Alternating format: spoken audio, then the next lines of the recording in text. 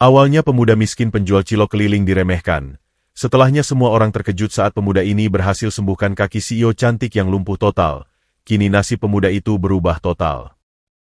Halo sahabat, apa kabar kalian semua? Semoga dalam keadaan sehat dan bahagia ya. Sebelum masuk ke ceritanya silahkan absen terlebih dahulu ya. Kalian semua dari daerah mana saja? Jangan lupa juga untuk like dan subscribe video ini agar kalian semua tidak ketinggalan video-video menarik lainnya. Matahari tepat berada di atas ubun-ubun, memanggang aspal jalanan ibu kota hingga seolah mengeluarkan fatamorgana yang menari-nari meliuk di udara siang yang terik. Udara terasa begitu pengap, bercampur dengan debu jalanan, bau sangit knalpot, dan polusi yang menyesakkan rongga dada. Di tengah hiruk-pikuk raksasa beton yang menjulang menyentuh awan, terdengar suara derit roda besi yang berkarat, memecah kemegahan jalanan elit tersebut. Kriet, kriet. Suara itu berasal dari sebuah gerobak kayu kusam yang didorong perlahan oleh seorang pemuda bernama Bayu. Kaos oblong yang menempel di tubuhnya sudah tidak lagi berwarna putih, melainkan menguning karena keringat yang mengering berkali-kali dan pudar dimakan usia. Bajunya dipenuhi bercak noda kecap dan bumbu kacang yang telah membandel. Kulit lengannya tampak terbakar matahari, mengelupas di beberapa bagian, menampilkan tekstur kasar seorang pekerja keras yang bertarung dengan kejamnya nasib setiap hari. Telapak tangannya yang tebal, berkapalan, dan kebas terus menahan panasnya pegangan gerobak. Sandal jepitnya yang sudah tipis sebelah bergesekan dengan aspal mendidih, namun langkahnya tetap stabil. Ia tidak mengeluh. Urat-urat di lehernya menonjol saat ia mendorong beban gerobak menanjak pelataran trotoar, namun sepasang matanya menatap lurus ke depan, setajam mata elang, namun setenang telaga di pagi hari yang tak tersentuh riak. Aroma khas asap arang dan bumbu kacang yang gurih menguar dari celah-celah panci kukusan di atas gerobaknya, menjadi satu-satunya jubah identitas yang menempel pada dirinya saat ini, seorang penjual cilok keliling rendahan yang tak dianggap ada oleh dunia. Tiba-tiba, harmoni penderitaan sunyi itu dirobek paksa oleh raungan mesin V8 yang memekakkan telinga. Sebuah mobil sport merah menyala seharga puluhan miliar melesat dengan kecepatan tinggi dari arah tikungan, membelah jalanan seolah sang pengemudi adalah dewa yang memiliki nyawa setiap orang di sekitarnya. Minggir dari jalanku, bodoh! Teriak sebuah suara dari dalam mobil bersamaan dengan klakson panjang yang menggelegar, disusul decit ban yang bergesekan keras dengan aspal. Cit! Mobil mewah itu mengerem mendadak, berhenti hanya berjarak beberapa milimeter dari gerobak kayu Bayu. Hembusan angin dari pengereman paksa itu membuat abu arang dari tungku gerobak beterbangan, menempel tipis di kap mobil yang mengkilap bagai cermin tersebut. Kesunyian sesaat menyelimuti jalanan itu, seolah waktu berhenti berdetak menahan napas menunggu badai yang akan meledak. Pintu mobil terbuka ke atas dengan gaya gullwing yang arogan. Sepasang sepatu pantofel kulit Italia berwarna hitam pekat, yang harganya mungkin cukup untuk memberi makan seluruh penghuni panti asuhan selama 1 dekade, menginjak aspal yang kotor. Dari dalam mobil, keluarlah Bram, sang Chief Financial Officer, CFO, mega korporasi yang gedungnya berdiri kokoh tepat di seberang jalan. Dengan setelan jas bespoke abu-abu gelap tanpa sehelai benang pun yang melenceng, rambut tersisir rapi klimis, dan jam tangan berlian yang memantulkan cahaya matahari hingga menyilaukan mata, ia menatap tajam ke arah kap mobilnya. Rahangnya mengeras hebat melihat ada sebutir debu arang menempel di ket merah mobil kebanggaannya. Dengan gerakan lambat penuh rasa jijik, Bram menarik sehelai sapu tangan sutra dari saku dadanya dan menutup hidungnya secara demonstratif. Hei, cacing tanah pemakan lumpur! Bentak Bram memecah keheningan, suaranya membelah udara panas, mengundang tatapan dari beberapa pejalan kaki yang langsung menunduk ketakutan karena mengenali siapa pria itu. Bram melangkah mendekati Bayu dengan mata membelalak penuh kebencian yang menyala. Apa kau buta? Hah? Matamu yang penuh belek itu tidak bisa melihat jalanan selebar ini. Teriaknya dengan urat leher yang menonjol seakan mau pecah. Ia menunjuk ke arah kap mobilnya dengan telunjuk gemetar menahan amarah yang meledak-ledak. Satu goresan di mobil ini, nyawa kotormu dan seluruh keluarga gembelmu tidak akan pernah cukup untuk membayarnya. Jangankan bernapas di radius 10 meter dariku, bayanganmu saja sudah menodai harga diriku dan jalanan di depan kantorku ini. Bayu menghentikan langkahnya dengan sangat perlahan. Tangannya yang kasar melepaskan pegangan kayu gerobaknya. Ia menatap Bram dengan ekspresi stoik yang luar biasa dingin, tanpa sedikit pun teror, ketakutan, atau amarah yang terpancar dari wajah kusamnya. Maaf, Tuan, ucap Bayu, suaranya rendah, bertenaga, dan sangat tenang, Sama sekali tidak bergetar meskipun badai makian baru saja menghantam wajahnya. Saya berjalan di pinggir, tepat di garis kuning sesuai aturan. Anda yang mengambil tikungan terlalu tajam untuk pamer kecepatan. Namun jika abu arang saya tak sengaja mengotori mobil Anda, saya bersedia membersihkannya dengan kain saya. Mendengar jawaban yang begitu terstruktur dan tenang dari seorang penjual jalanan, wajah Bram berubah semakin merah padam. Kesombongan dan egonya merasa tertampar sangat keras. Berani sekali kau menjawabku, dasar gembel kotor tidak tahu diuntung, ludah Bram, mengambil langkah maju hingga jarak mereka hanya tersisa 1 meter. Bau parfum mahal yang menyengat dari leher Bram bertabrakan dengan aroma keringat bercampur bumbu kacang bayu, menciptakan kontras tajam yang membuat perut Bram secara dramatis meronta mual. Tanganmu yang penuh aci murahan dan bau got itu mau menyentuh mobilku? Jangan pernah bermimpi menatap langit kalau kakimu saja masih terendam lumpur kemiskinan. Singkirkan sampah ini dari pandanganku sekarang juga, sebelum aku menyuruh satpam mematahkan tulang-tulang rapuhmu itu menjadi makanan anjing. Jalanan ini milik umum dan aspal ini diinjak oleh semua kelas manusia, Tuan.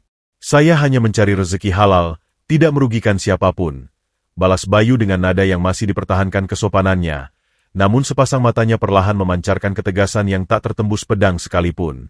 Ia memutar tubuhnya dengan anggun di balik pakaian lusuhnya, berniat kembali mendorong gerobaknya menjauh, enggan memperpanjang masalah tak berguna dengan manusia yang hatinya telah digerogoti sel kanker keserakahan.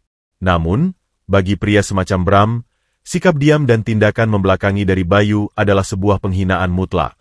Harga dirinya sebagai penguasa gedung berlapis emas di depannya terkoyak habis-habisan. Kau menantangku, hah? Kau pikir aku sedang bercanda? Teriak Bram dengan histeris tak terkendali. Tanpa ada peringatan sedetik pun, pria berjas mahal itu mengangkat kaki kanannya dan menendang sekuat tenaga bagian bawah gerobak kayu tua tersebut. Brak!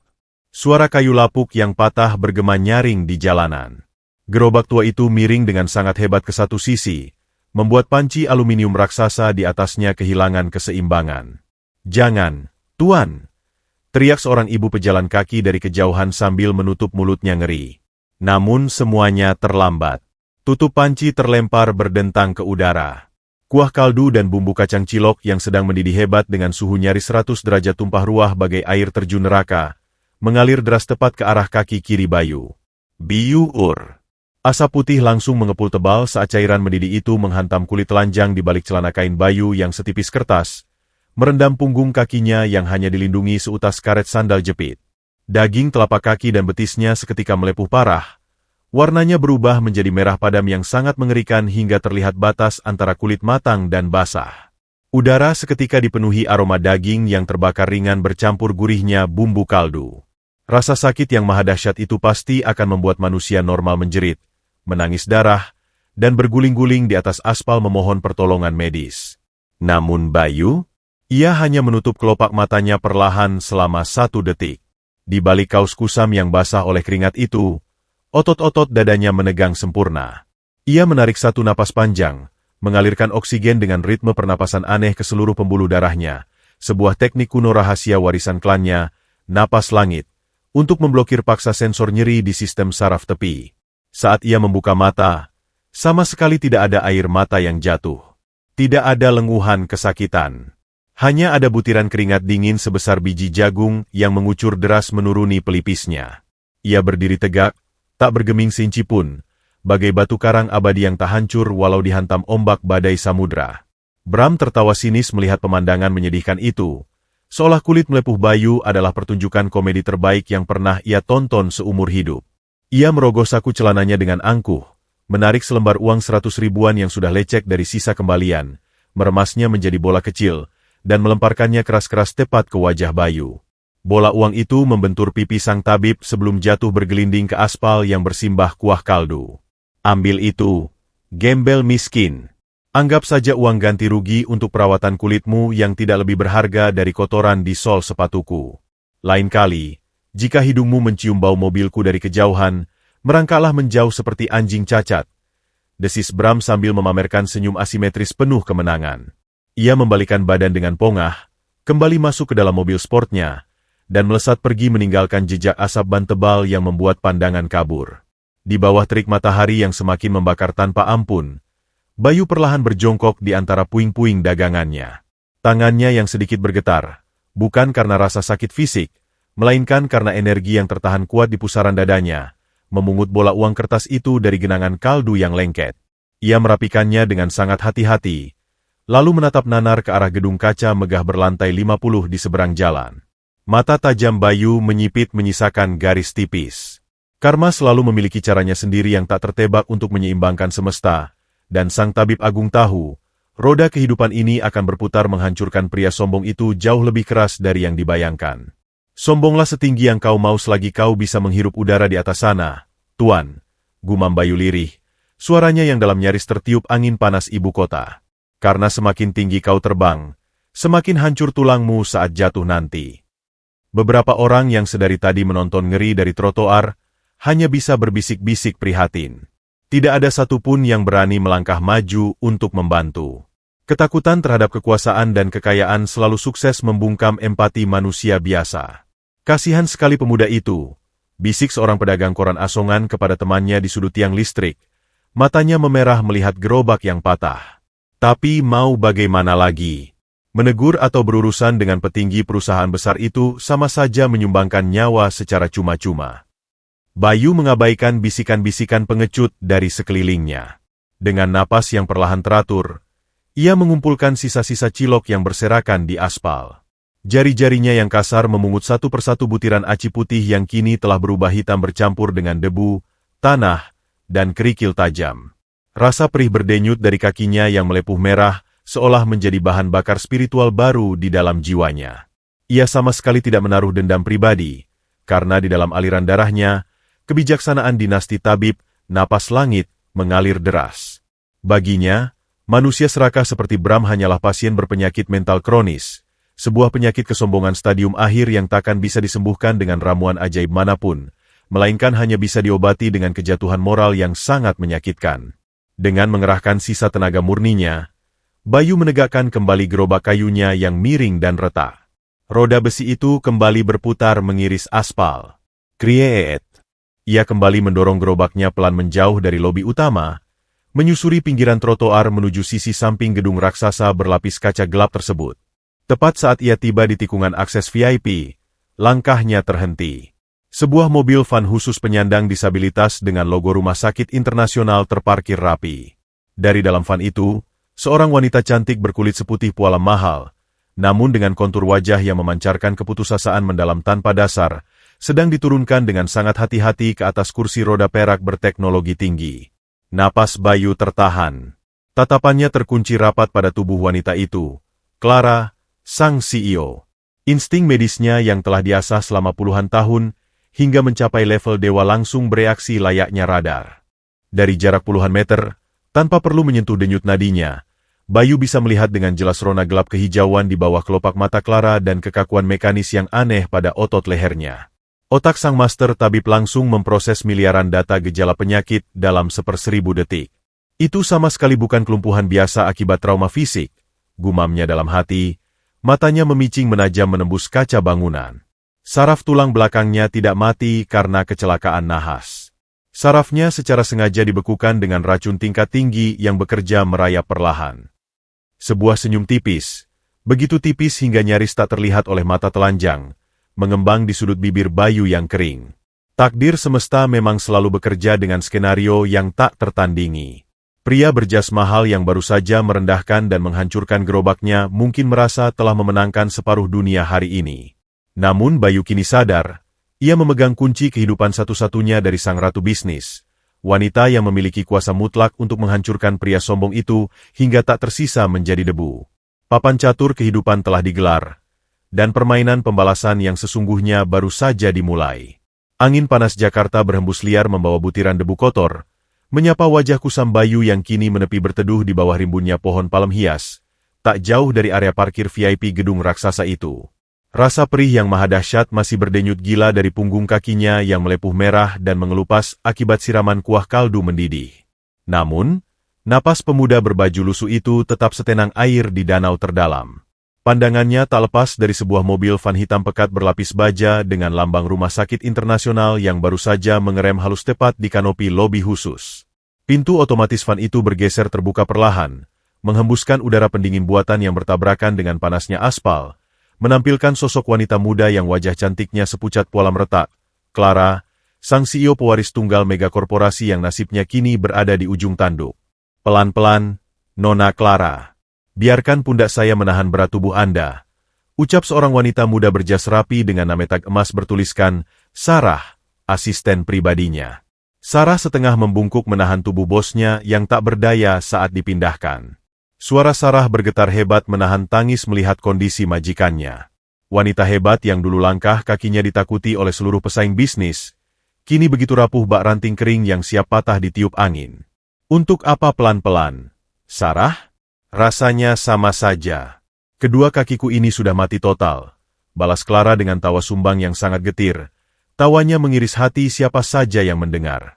Mata indahnya yang dulu menyala penuh ambisi penakluk dunia, kini redup, kosong, dan dipenuhi kabut keputusasaan yang begitu pekat. Ia mencengkeram sandaran tangan kursi roda peraknya dengan jemari yang memutih. Kuku-kukunya nyaris menembus lapisan kulit sintetis kursi tersebut. Kedua benda ini tak lebih dari seonggok daging membusuk yang terus menyeret hidupku ke dasar neraka. Dokter spesialis saraf nomor 1 dari Jerman menyerah. Profesor dari Amerika angkat tangan dan pulang membawa rasa malu. Mungkin benar kata para pesaingku. Ini adalah kutukan alam untuk keluargaku. Tolong jangan bicara seperti itu, Nona. Langit tidak mungkin buta. Mukjizat itu pasti ada. Kita hanya belum menemukan dokter yang tepat yang dikirimkan Tuhan untuk Anda. Saya bersumpah akan terus mencari tabib penyembuh untuk Anda, sekalipun saya harus merangkak ke ujung dunia. Sergah Sarah cepat, tak peduli lagi riasannya luntur oleh air mata kesetiaan yang menetes membasahi kerah kemeja mahalnya. Rasa setianya jauh melampaui selembar kontrak kerja. Ia menganggap Clara layaknya saudari sendiri. Di saat harmoni kesedihan antara dua wanita beda kasta itu tercipta, harmoni tersebut dirobek paksa oleh suara langkah sepatu pantofel congkak yang memecah kesunyian lobi.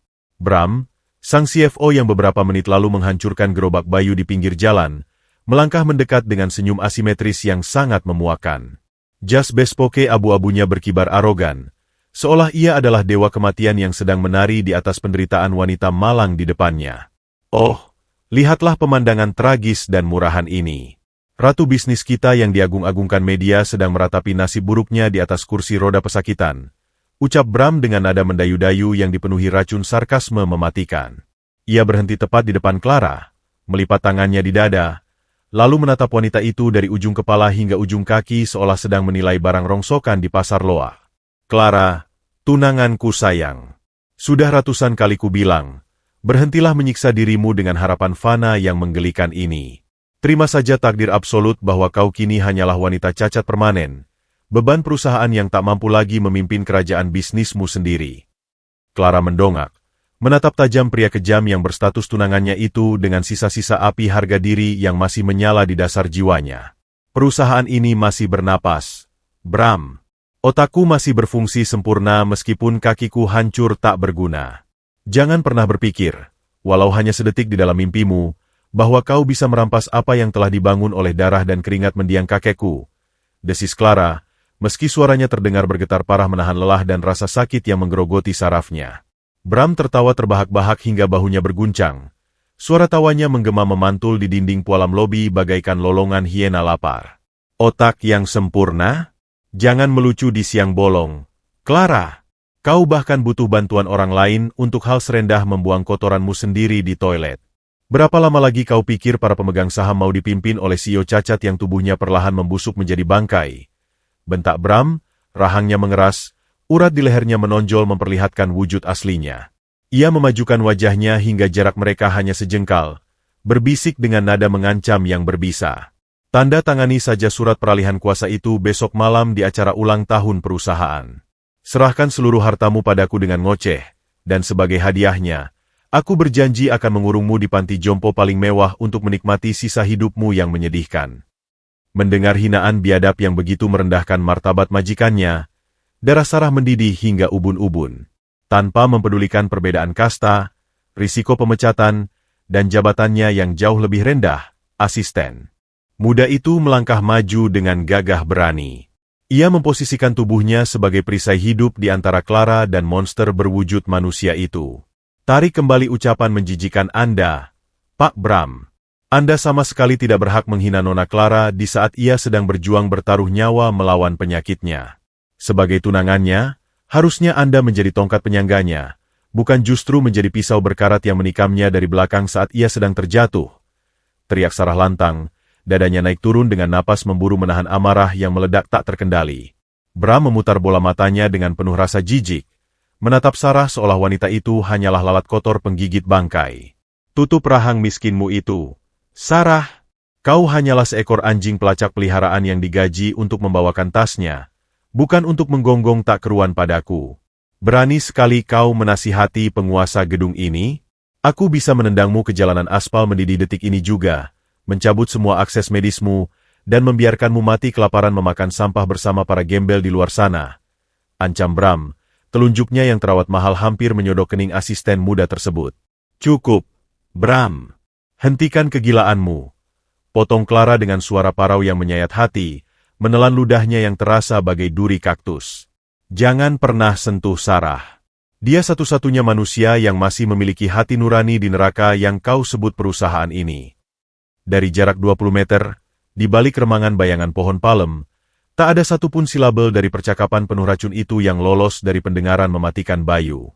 Telinga sang tabib dewa, yang telah ditempa keras di puncak pegunungan untuk mendengar aliran darah dalam pembuluh manusia dari jarak jauh, menangkap setiap frekuensi keputusasaan Clara dan busuknya ambisi Bram. Namun, bukan konflik perebutan harta recehan itu yang membuat pupil mata Bayu mengecil, melainkan apa yang ditangkap oleh matanya pada tubuh sang CEO. Bayu menyipitkan matanya. Tatapan matanya yang setajam sembilu menembus jarak dan pantulan kaca, memindai anatomi wanita malang itu lapis demi lapis layaknya mesin sinar X supranatural.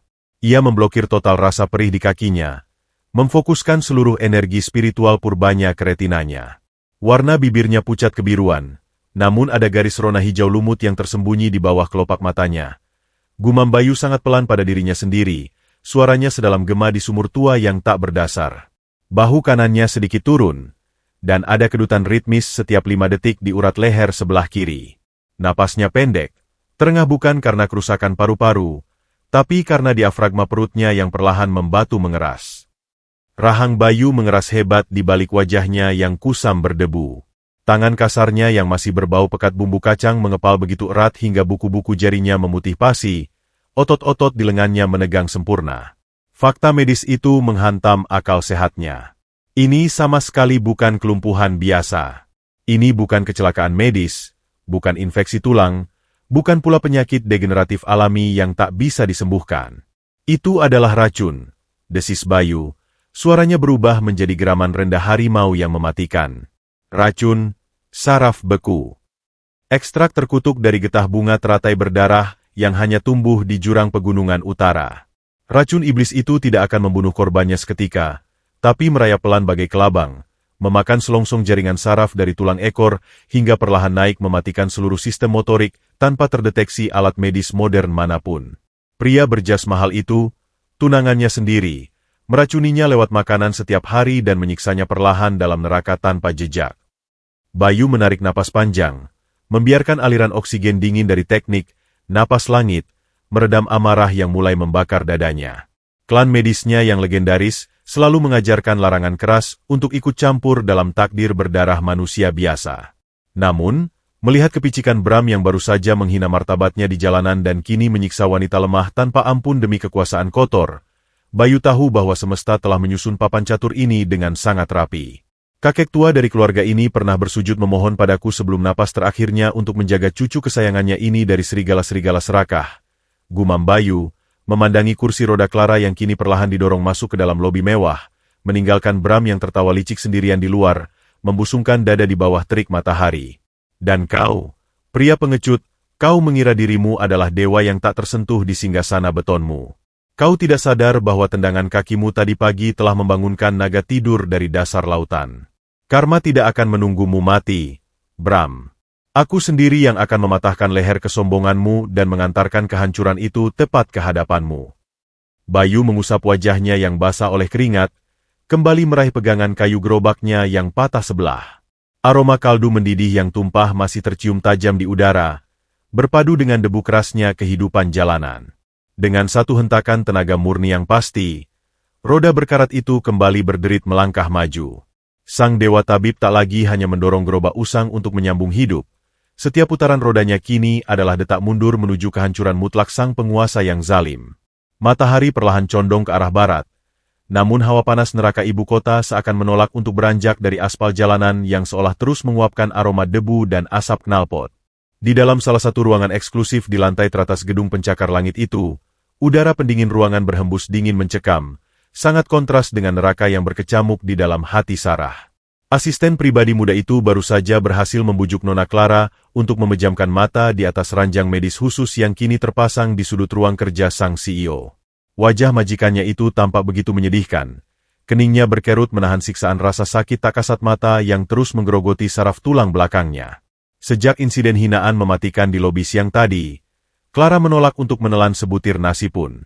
Hatinya telah dihancurkan hingga menjadi debu oleh mulut berbisa pria yang seharusnya melindunginya. Langkah Sarah gontai saat ia keluar dari ruangan bosnya. Perutnya berbunyi nyaring. Meronta minta diisi. Sejak pagi buta, ia belum menyentuh makanan secuil pun, karena harus mengurus jadwal medis Clara yang kacau, balau akibat pembatalan sepihak oleh dokter spesialis saraf yang disuap oleh Bram. Parahnya lagi, CFO bengis itu sengaja memblokir semua akses kartu kredit perusahaan milik Sarah, menguncinya dari segala fasilitas makan siang karyawan eksekutif dengan alasan penghematan anggaran departemen. Di dalam saku celana bahan kerjanya, jemari Sarah hanya meraba beberapa lembar uang 10 ribuan yang lecek sisa ongkos transportasi semalam. Rasa lapar yang melilit lambungnya seolah menjadi tarian ejekan atas kasta rendahnya di gedung berlapis emas tersebut. Dengan sisa tenaga yang ada, Sarah melangkah keluar dari lobi utama, membiarkan udara sore yang gerah menghantam wajah pucatnya. Matanya yang sembab karena terlalu banyak menangisi nasib Clara menyapu jalanan yang mulai padat. Tiba-tiba, indera penciumannya menangkap sebuah aroma yang sangat asing di kawasan elit itu. Aroma gurih kacang tanah yang disangrai dengan bawang putih, berpadu dengan kepulan asap kaldu tulang sapi yang mendidih. Aroma itu seolah menarik penciumannya dengan paksa, menuntun langkah kakinya menuju sebuah sudut trotoar yang agak menjorok ke belakang tiang beton jembatan layang. Di sana, di bawah bayang-bayang keangkuhan beton raksasa, Sarah melihat sosok pemuda kusam berbaju oblong menguning sedang berjongkok membetulkan as roda gerobaknya yang patah. Pemuda itu adalah Bayu. Tangan kasarnya yang berkapalan tebal tampak terampil mengikat bilah kayu dengan seutas kawat berkarat. Namun, pandangan Sarah seketika membeku saat matanya tak sengaja tertuju pada kaki kiri pemuda itu. Kulit di sekitar punggung kaki hingga betisnya tampak merah padam, melepuh mengerikan dengan lepuhan air yang membesar dan siap pecah, seolah baru saja direndam ke dalam lahar gunung berapi. Hati nurani Sarah yang rapuh bagai kaca seketika bergetar hebat. Gadis itu tidak memalingkan wajahnya dengan tatapan jijik, seperti yang biasa dilakukan oleh para direktur elit di gedungnya. Sebaliknya, setetes air mata hangat meluncur jatuh ke pipinya, menyadari bahwa penderitaan di dunia ini berlapis-lapis dan seringkali menghantam mereka yang paling tidak berdaya tanpa ampun. Sarah melangkah mendekat dengan sangat pelan, meremas ujung blazernya, seakan takut mengagetkan pemuda yang tampak begitu tenggelam dalam ketenangan murninya itu. "Permisi, Mas, apa ciloknya masih ada? Saya ingin beli 10 ribu, bumbunya tolong dipisah, ya?"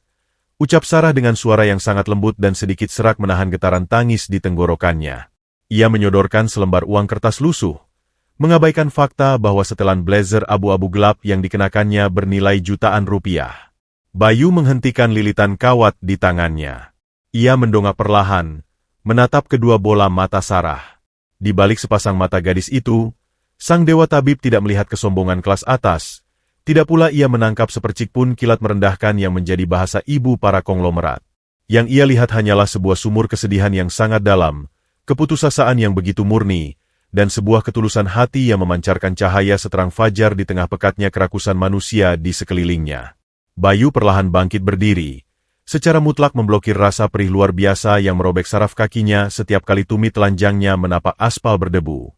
Wajahnya tetap stoik, tenang tak tersentuh pusaran emosi duniawi, namun tangannya bergerak dengan kelembutan yang sangat presisi saat membuka tutup panci aluminiumnya. Sembari menusukkan satu persatu bulatan aci ke dalam plastik mika, Pendengaran Bayu yang sepeka radar kapal selam menangkap hela napas berat yang putus asa dari Sarah. "Mas tidak ke klinik untuk mengobati kaki yang terbakar itu?" tanya Sarah lirih. Matanya menatap pilu ke arah luka melepuh tersebut. Sebelum Bayu sempat menjawab, dinding pertahanan emosi asisten muda itu tiba-tiba runtuh tak tertahan.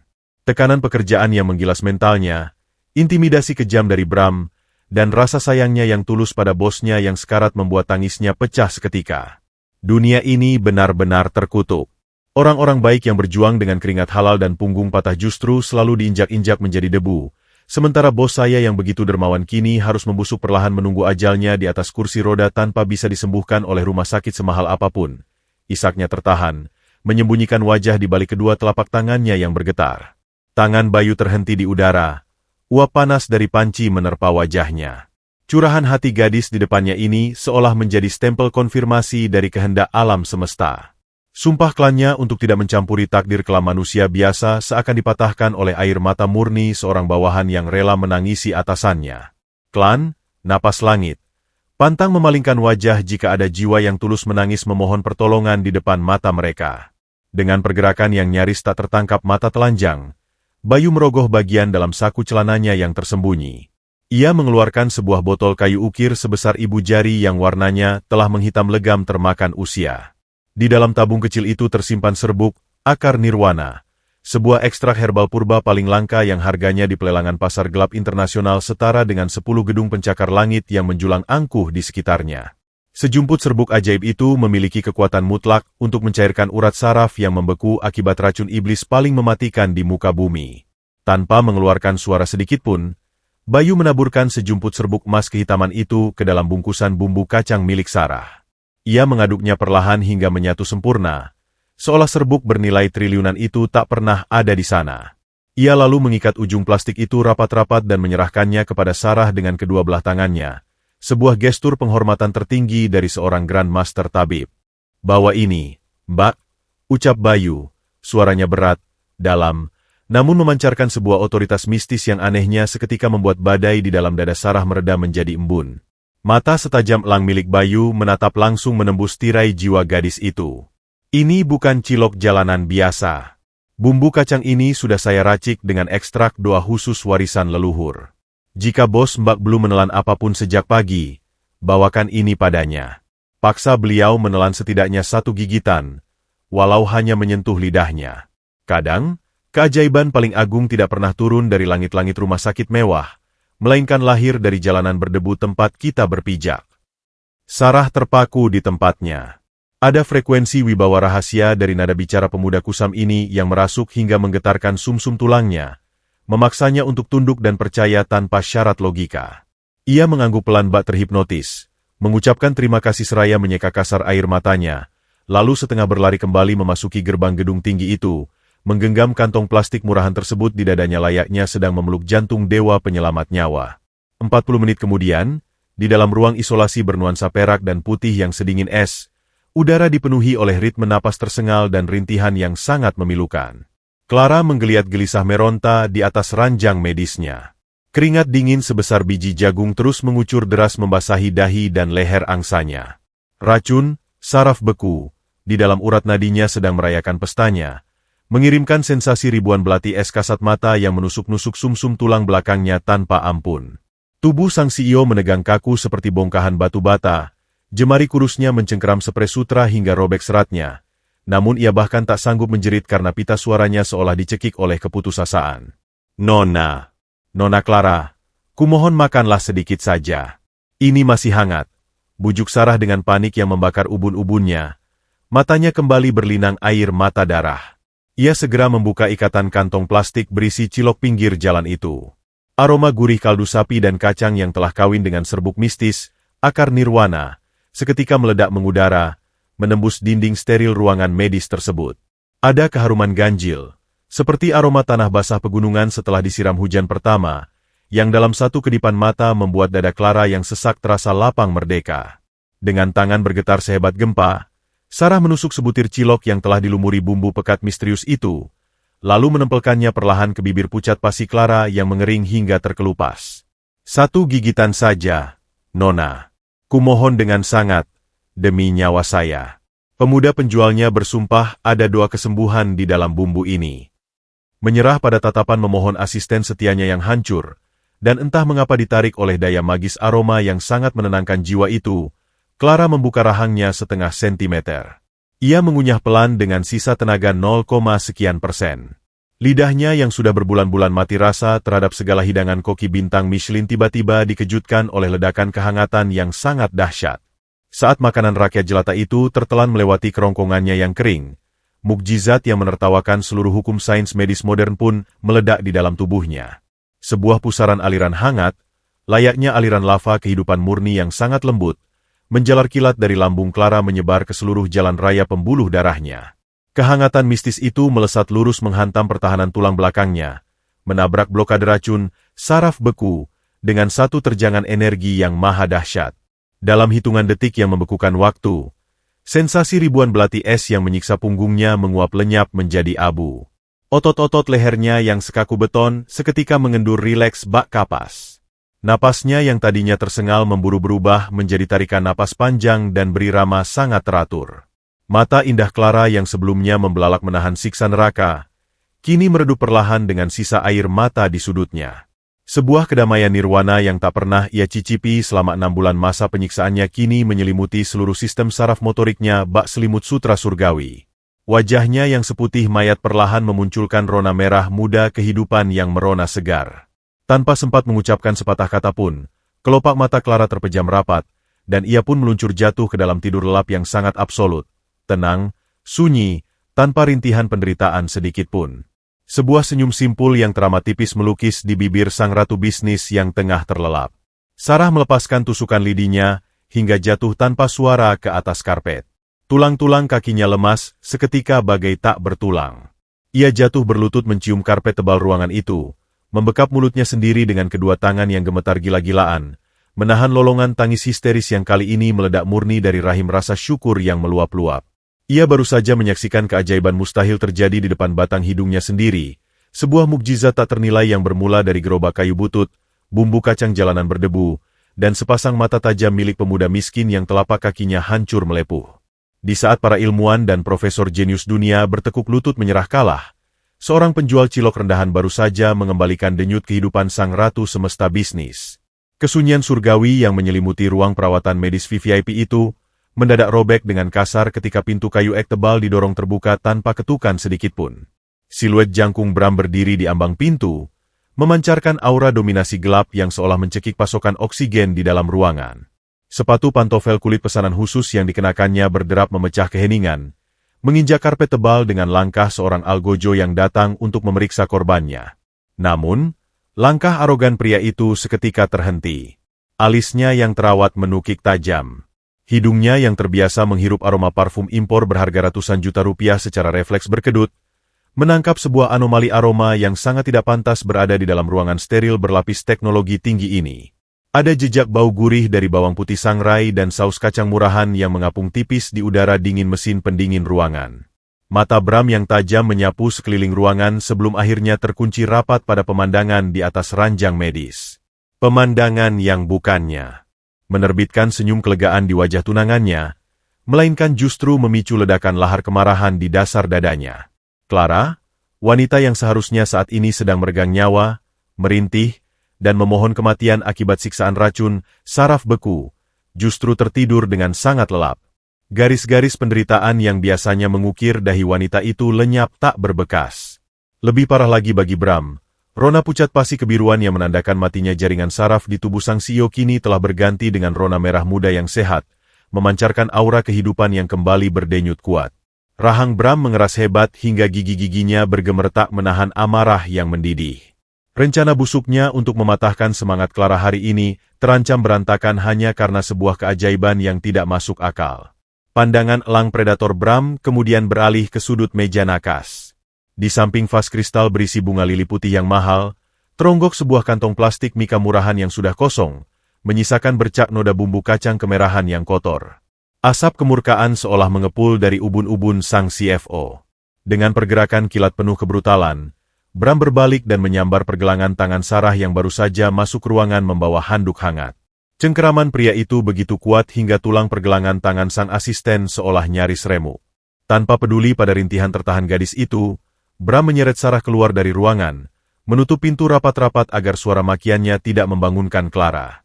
Begitu berada di lorong rumah sakit pribadi yang lengang, Bram menghempaskan tubuh Sarah ke dinding marmer dengan sekuat tenaga hingga punggung gadis itu berbunyi membentur tembok dingin. Urat-urat hijau menonjol mengerikan di leher Bram saat ia memajukan wajahnya, mendesiskan kata-kata yang diludahi dengan bisa kebencian kental, menuduh Sarah telah memasukkan racun jalanan ke tubuh tunangannya. Apa yang kau suapkan ke mulut calon istriku? Hah?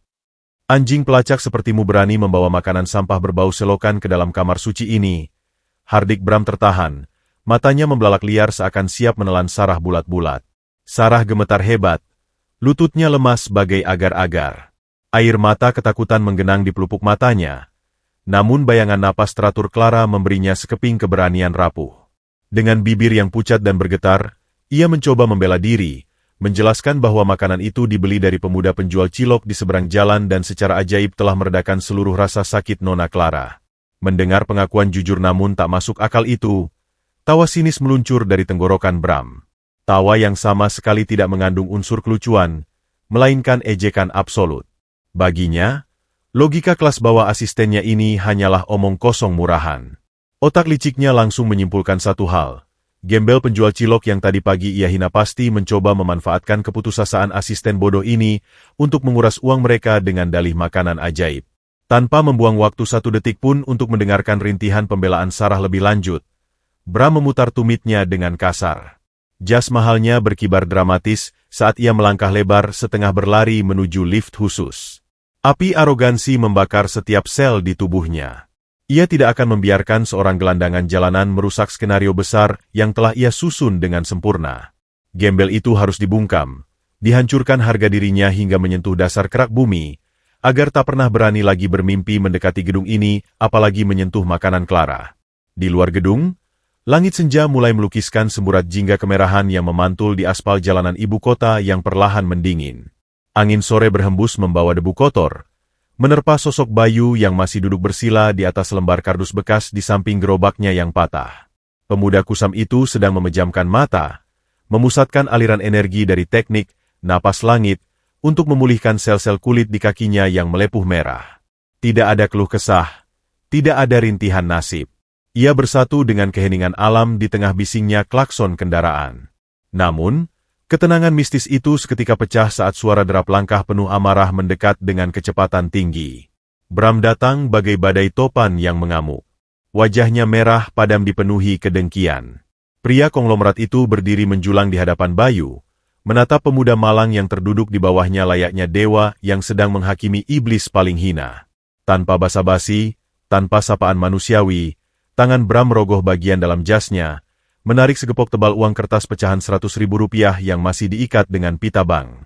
Uang bernilai puluhan juta itu digenggamnya erat. Lalu dengan kekuatan penuh kebencian, Bram melemparkan gepokan uang itu tepat menghantam wajah Bayu yang baru saja membuka mata. Brak! Bunyi tumpukan kertas tebal menghantam tulang pipi Bayu terdengar cukup keras.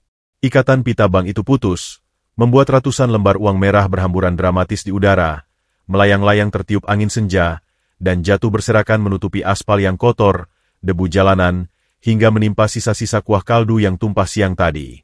Beberapa lembar bahkan mendarat tepat di atas luka melepuh di kaki Bayu.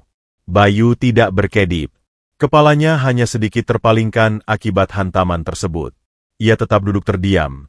Matanya yang setajam sembilu perlahan kembali menatap lurus ke arah sepasang mata Bram yang terbakar murka. Dengar baik-baik, lintah penghisap darah. Teriak Bram dengan suara menggelegar yang membuat beberapa pejalan kaki langsung menyingkir menjauh ketakutan. Ia menunjuk tepat di depan hidung Bayu dengan jari telunjuk yang dihiasi cincin platinum mahal. Kau pikir aku tidak tahu taktik murahanmu? Hah?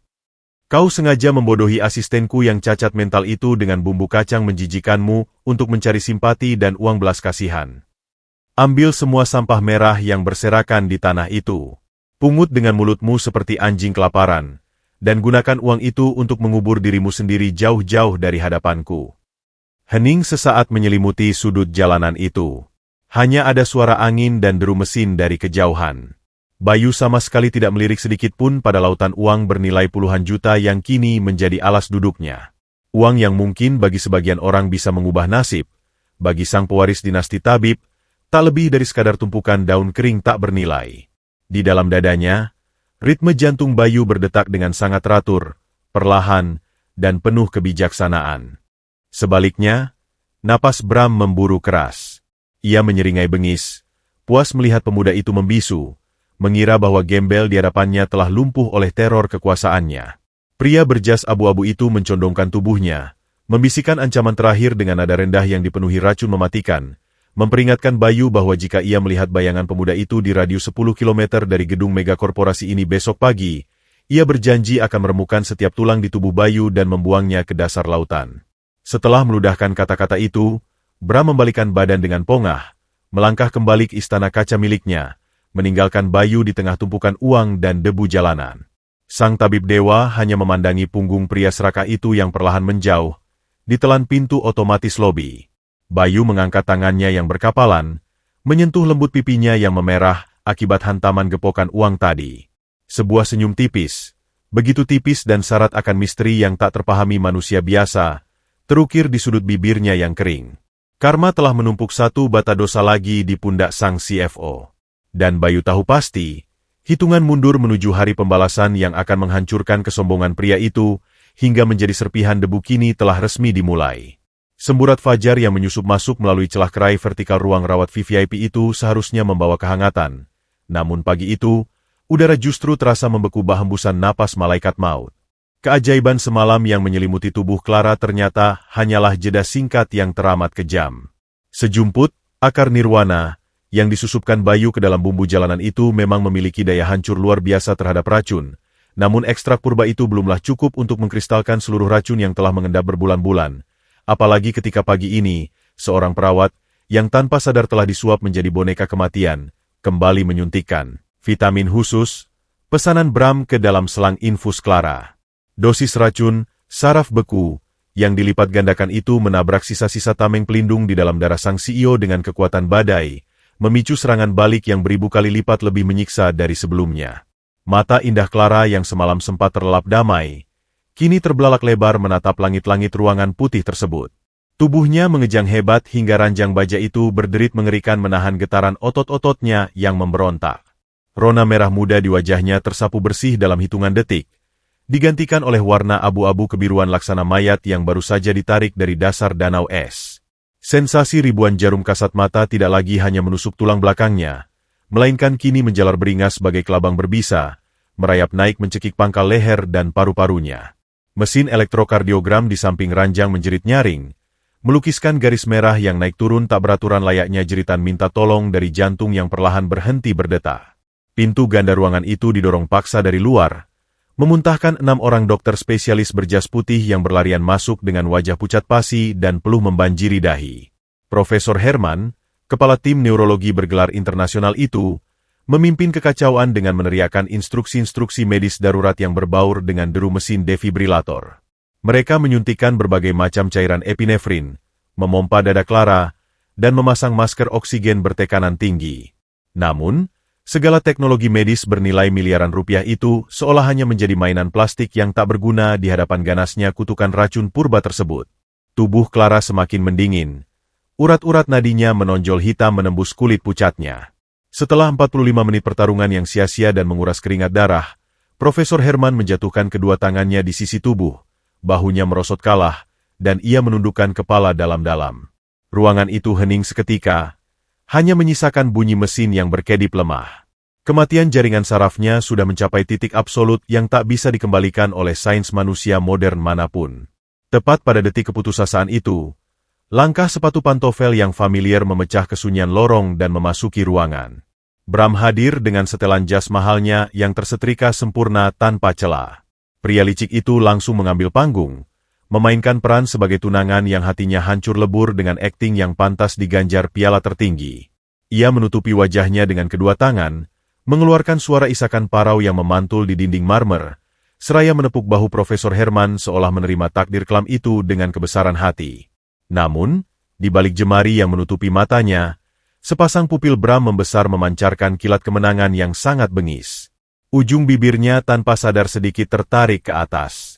Kematian medis tunangannya ini adalah simfoni terindah yang telah ia nanti-nantikan selama setengah tahun terakhir. Setelah dengan sopan namun tegas mengusir seluruh tim medis beserta perawat keluar ruangan dengan dalih ingin menghabiskan momen-momen terakhir, secara pribadi, ekspresi berduka di wajah Bram seketika menguap lenyap layaknya embun tersapu api neraka. Ia mengunci pintu ganda itu dengan suara klik yang terdengar bagai palu godam bagi Sarah, sang asisten setia yang sejak tadi bersembunyi menangis di sudut ruangan. Mengabaikan keberadaan gadis kelas bawah itu, Bram berjalan santai menghampiri sisi ranjang Clara. Dengan gerakan elegan yang membekukan darah, ia menarik sebuah map kulit buaya berwarna hitam pekat dari dalam tas kerjanya. Dari dalam map itu, ia mengeluarkan setumpuk dokumen tebal berstempel legalitas merah menyala, surat penyerahan kekuasaan penuh atas seluruh aset megakorporasi dan saham mayoritas kepada dirinya. Bram mencondongkan tubuh jangkungnya, mendekatkan bibirnya ke telinga Clara yang napasnya tinggal putus-putus tertarik mesin oksigen. "Lihatlah dirimu, Ratu Semesta," bisik Bram mendayu-dayu. Suaranya sangat pelan namun berbisa bak king cobra yang siap menyuntikkan racun terakhir ke jantung mangsanya. "Di mana semua arogansimu sekarang? Di mana silsilah darah biru yang selalu kau banggakan itu? Sebentar lagi, paru-parumu akan membatu dan kau akan mati perlahan dalam kegelapan. Tapi sebelum itu terjadi, bersikaplah sedikit berguna." Bram menyelipkan sebuah pena emas berat ke dalam sela-sela jari Clara yang kaku kedinginan, lalu memaksa. Menggenggam jemari tak berdaya itu dengan tangannya sendiri, mengarahkannya ke atas materai di lembar terakhir. "Goreskan tintamu di sini, sayang. Serahkan tahtamu yang hancur ini kepadaku secara terhormat. Maka aku berjanji akan mengukir namamu dengan indah di nisan batu pualam paling mahal di pemakaman elit nanti." Sarah tidak bisa lagi menahan kewarasannya melihat kebiadaban psikologis yang disuguhkan tepat di depan matanya. Darahnya mendidih melampaui ubun-ubun. Dengan sisa keberanian yang membara, asisten muda itu menerjang maju, menepis kasar tangan Bram hingga pena emas itu terlempar membentur dinding dengan suara denting nyaring. "Lepaskan tangan Nona Clara, monster keparat!" teriak Sarah histeris, air matanya membanjiri wajah pucatnya. "Anda benar-benar iblis berdarah dingin. Beliau belum mati, dan saya tidak akan membiarkan Anda merampas paksa apa yang bukan milik Anda selagi saya masih bernapas." Tamparan keras seketika mendarat di pipi Sarah. Begitu keras hingga sudut bibir asisten malang itu pecah mengeluarkan darah segar dan tubuhnya terjerembab membentur laci nakas. Bram berdiri menjulang di atasnya, mengusap telapak tangannya seolah baru saja menyentuh kotoran menjijikan. Tanpa mengucapkan sepatah kata pun, ia menekan tombol interkom di sakunya. Dalam hitungan detik, dua pengawal pribadi berbadan gempal masuk, menyeret tubuh Sarah yang meronta-ronta keluar ruangan tanpa ampun.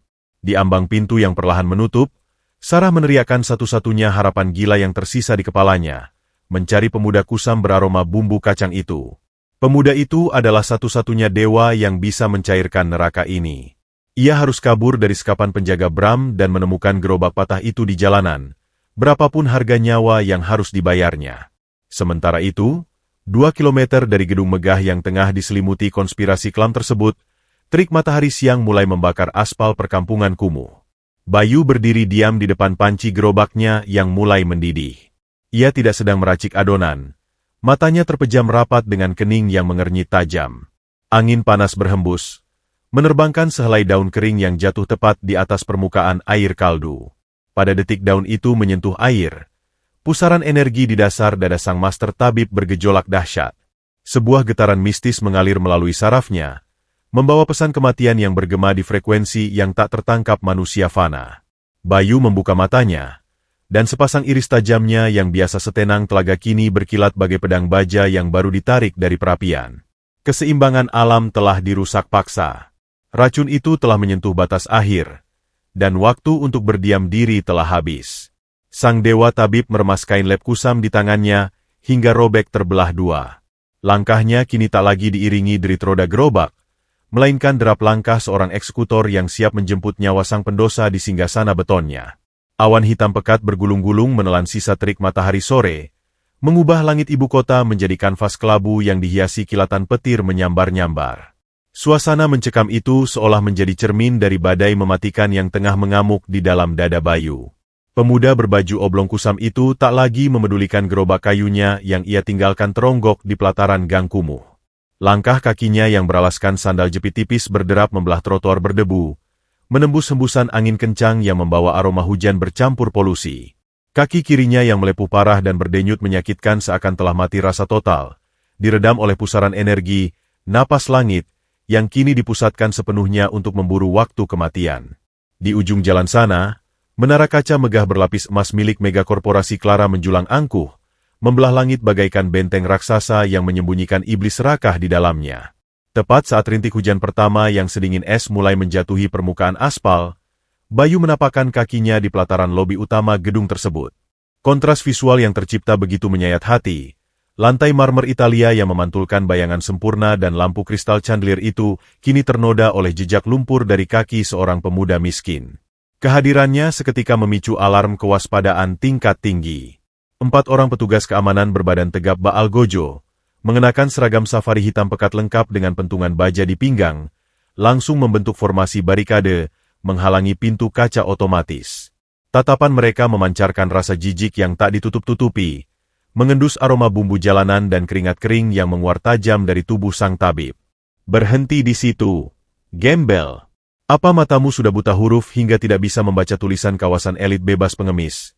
Bentak salah satu satpam berwajah bopeng, tangannya yang terbungkus sarung kulit dengan kasar mendorong dada Bayu hingga pemuda itu terhuyung mundur. Suara tawa sumbang dari rekan-rekannya mengiringi dorongan itu, menggemakan penghinaan kelas bawah di lobi yang biasanya hanya diisi oleh alunan lembut musik klasik. Bayu sama sekali tidak membalas dorongan kasar tersebut. Ia berdiri tegak menentang angin, mempertahankan sikap stoik yang tak tertembus. Ia menatap langsung ke kedalaman mata sang satpam dengan sepasang iris tajam yang memancarkan ketenangan laut dalam. Dengan nada bicara yang sangat teratur dan wibawa ganjil yang membelah kodrat penampilannya, Bayu menyatakan bahwa ia datang bukan untuk mengemis sisa makanan, melainkan membawa satu-satunya penawar racun yang bisa menyelamatkan nyawa Nona Clara yang kini tengah sekarat ditarik maut di lantai atas. Pemuda itu menuntut dengan suara rendah yang menggetarkan agar diizinkan masuk ke ruang medis detik itu juga. Ucapan Bayu seketika memicu ledakan tawa yang jauh lebih merendahkan dari para penjaga. Namun tawa beringas itu terhenti tiba-tiba saat suara tepuk tangan pelan yang berirama sinis menggema dari arah eskalator mezzanine. Bram, sang CFO arogan dengan jas abu-abunya yang tak kusut sehelai pun, melangkah turun perlahan bak seorang raja tiran yang sedang menginspeksi tempat pembantaian. Senyum asimetrisnya terkembang penuh bisa saat ia melihat sosok kusam Bayu yang tertahan di pintu gerbang. Sambil mengibaskan debu imajiner dari lengan jas sutranya, Bram memuji keberanian bodoh pemuda miskin itu yang rela mengantarkan nyawa ke kandang singa, mengolok-olok klaim Bayu tentang penawar racun sebagai halusinasi tingkat tinggi akibat terlalu sering menghirup asap gerobak murahan di pinggir jalan. Kau benar-benar serangga menjijikan yang keras kepala, ya? Desis Bram yang kini berdiri angkuh hanya berjarak 2 meter dari Bayu, merasa aman di balik barisan dinding otot para penjaganya. Matanya berkilat dipenuhi kekejaman murni, menikmati kuasa absolut yang ia genggam atas takdir manusia lain. Ia kemudian menoleh ke arah kepala regu keamanan, memerintahkan dengan nada sedingin es agar menyingkirkan sampah berbau got ini dari lobi sucinya detik itu juga. Bram memberikan instruksi eksplisit dan sadis untuk mematahkan kaki pemuda itu agar tak pernah bisa lagi melangkah, apalagi bermimpi menyentuh ubin perusahaannya, sebelum membuang sisa tubuh hancurnya ke selokan jalan raya tempatnya berasal. Mendapat perintah langsung dari penguasa tertinggi gedung itu, kelima satpam tersebut menyeringai beringas bak anjing pemburu yang dilepas dari rantainya. Mereka serentak mencabut pentungan baja hitam beralur tajam dari sarungnya. Tanpa aba-aba peringatan sedikitpun, pukulan pertama melayang dengan kecepatan penuh membelah udara, menghantam keras tulang rusuk kiri Bayu. Brak! Bunyi benturan mengerikan antara benda tumpul melawan daging dan tulang rawan itu, menggema ngilu menembus dinding kaca lobi. Tubuh Bayu terdorong keras ke samping, namun ia sama sekali tidak jatuh. Ia bahkan tidak membiarkan satu suku kata jeritan pun lolos dari kerongkongannya. Di dalam ruang batinnya yang sunyi, sang Grandmaster Tabib merapal mantra pernapasan kuno, memutar aliran darahnya secara terbalik dan memadatkan chi pertahanan ke seluruh titik vital organ dalamnya. Ia secara sadar membiarkan daging luarnya menjadi tameng pasrah yang remuk, demi menyembunyikan identitas kekuatan mistisnya hingga waktu pembalasan yang sempurna tiba. Pukulan demi pukulan yang jauh lebih brutal dan tak berperi kemanusiaan menyusul, menghujani tubuh pemuda itu tanpa ampun. Pentungan baja menghantam punggung, memukul bahu, dan menyapu keras betisnya secara bergantian berulang kali. Setiap hantaman bukanlah sekadar pukulan fisik, melainkan eksekusi kejam arogansi konglomerat yang menolak mengakui hak hidup kasta terbawah. Bayu akhirnya jatuh berlutut dengan lutut membentur keras lantai marmer yang dingin. Sudut bibirnya pecah dan robek, mengalirkan darah segar yang terasa amis kental berkarat di lidahnya. Namun yang paling membuat para penyerangnya diam-diam merinding ketakutan adalah fakta bahwa di tengah siksaan brutal yang seharusnya membuat manusia terkuat sekalipun menjerit histeris memohon ampun, Bayu hanya memejamkan mata dalam keheningan yang mematikan. Tidak ada rintihan, tak ada erangan kesakitan. Hanya urat-urat di lehernya yang menonjol biru berdenyut hebat dan keringat dingin yang mengucur deras bercampur dengan tetesan darah kental yang mulai menodai kesucian lantai emas lobi tersebut. Bram tertawa histeris melihat pemandangan biadab itu, merasa seperti dewa yang memegang kendali atas kehidupan. Puncak penyiksaan itu terjadi di detik berikutnya saat kepala regu keamanan mengangkat pentungan bajanya tinggi-tinggi ke udara, lalu menghantamkannya dengan tenaga penuh tepat mengenai pelipis kanan Bayu. Kerak! Suara tulang yang beradu kuat itu terdengar memuakan bersamaan dengan tubuh sang tabib yang akhirnya ambruk sepenuhnya ke lantai pualam. Pandangan Bayu berkunang-kunang gelap, dunia di sekitarnya berputar liar di luar kendali, dan darah merah menyala menyembur deras dari robekan menganga di pelipisnya, menggenang di atas marmer bagaikan kelopak bunga mawar berdarah yang diletakkan di atas salju. Hujan badai akhirnya tumpah ruah dari langit menabrak bumi dengan amarah yang meledak-ledak. Para satpam itu menyeret kerah ke meja kusam Bayu yang kini telah robek dan basah kuyup oleh darahnya sendiri. Mereka menarik kasar tubuh tak berdaya itu menembus pintu otomatis lobi, membawanya keluar, lalu melemparkan pemuda itu menuruni puluhan anak tangga pelataran layaknya melempar karung rongsokan. Tubuh Bayu terjerembab keras di pinggir trotoar jalan raya yang tergenang oleh air bah keruh.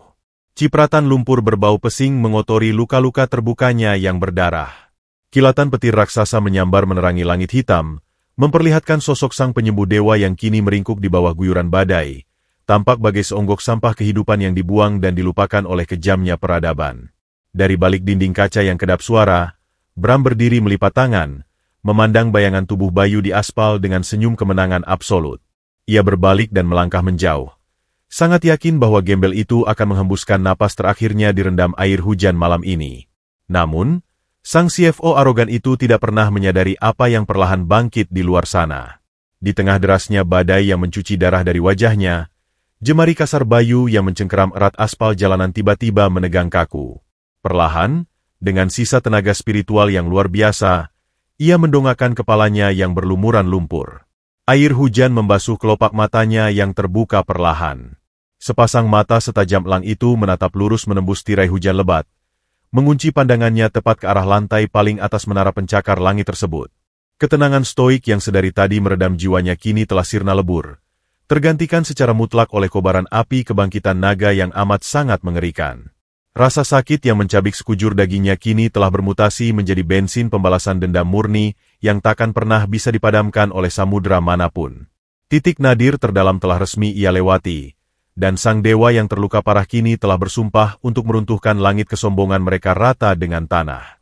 Ballroom utama Hotel Grand Imperial malam itu memancarkan pendaran cahaya keemasan yang menyilaukan mata, seolah seluruh kemewahan di muka bumi sengaja dikumpulkan dan dikurung ke dalam satu ruangan raksasa berlapis marmer Italia tersebut. Ribuan kristal Swarovski yang menggantung dari chandelier di langit-langit memantulkan cahaya gemerlap, menerangi lautan manusia dari kasta tertinggi ibu kota. Pria-pria konglomerat berbalut jas tuxedo hitam pesanan khusus berdansa ringan, memegang gelas sampanye seharga jutaan rupiah per teguknya. Para sosialita dengan gaun sutra panjang yang menyapu karpet merah tebal, memamerkan berlian di leher mereka yang harganya cukup untuk memberi makan sebuah desa selama 10 tahun. Udara di dalam ruangan itu terasa berat, syarat akan aroma parfum haute couture, tawa palsu yang renyah, dan aura keserakahan yang disembunyikan di balik topeng keanggunan kelas atas.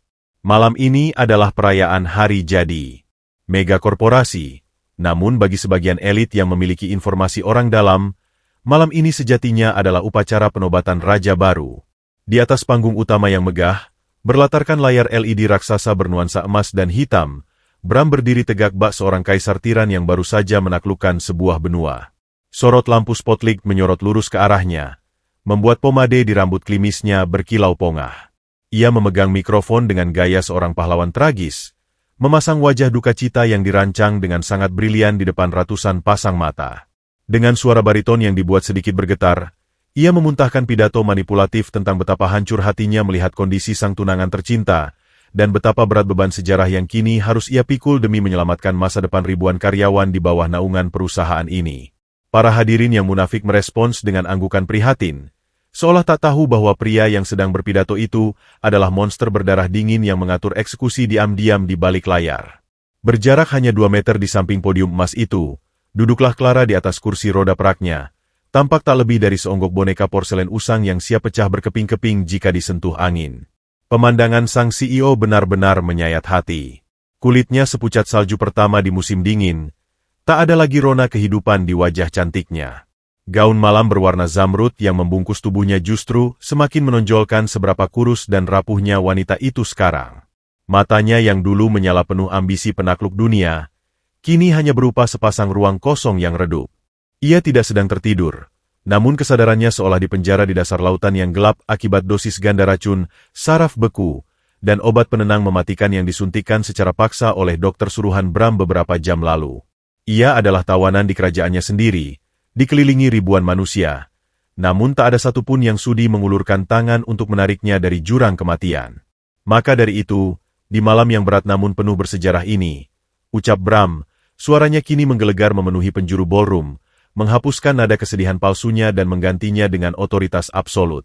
Ia berjalan mendekati Clara, mengambil sebuah map kulit buaya berisi dokumen legalitas berstempel merah dari tangan notaris perusahaan yang berdiri di sudut panggung.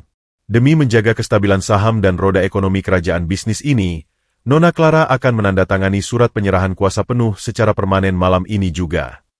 Bram menyelipkan sebuah pena emas berlian ke sela-sela jari Clara yang kaku dan sedingin es.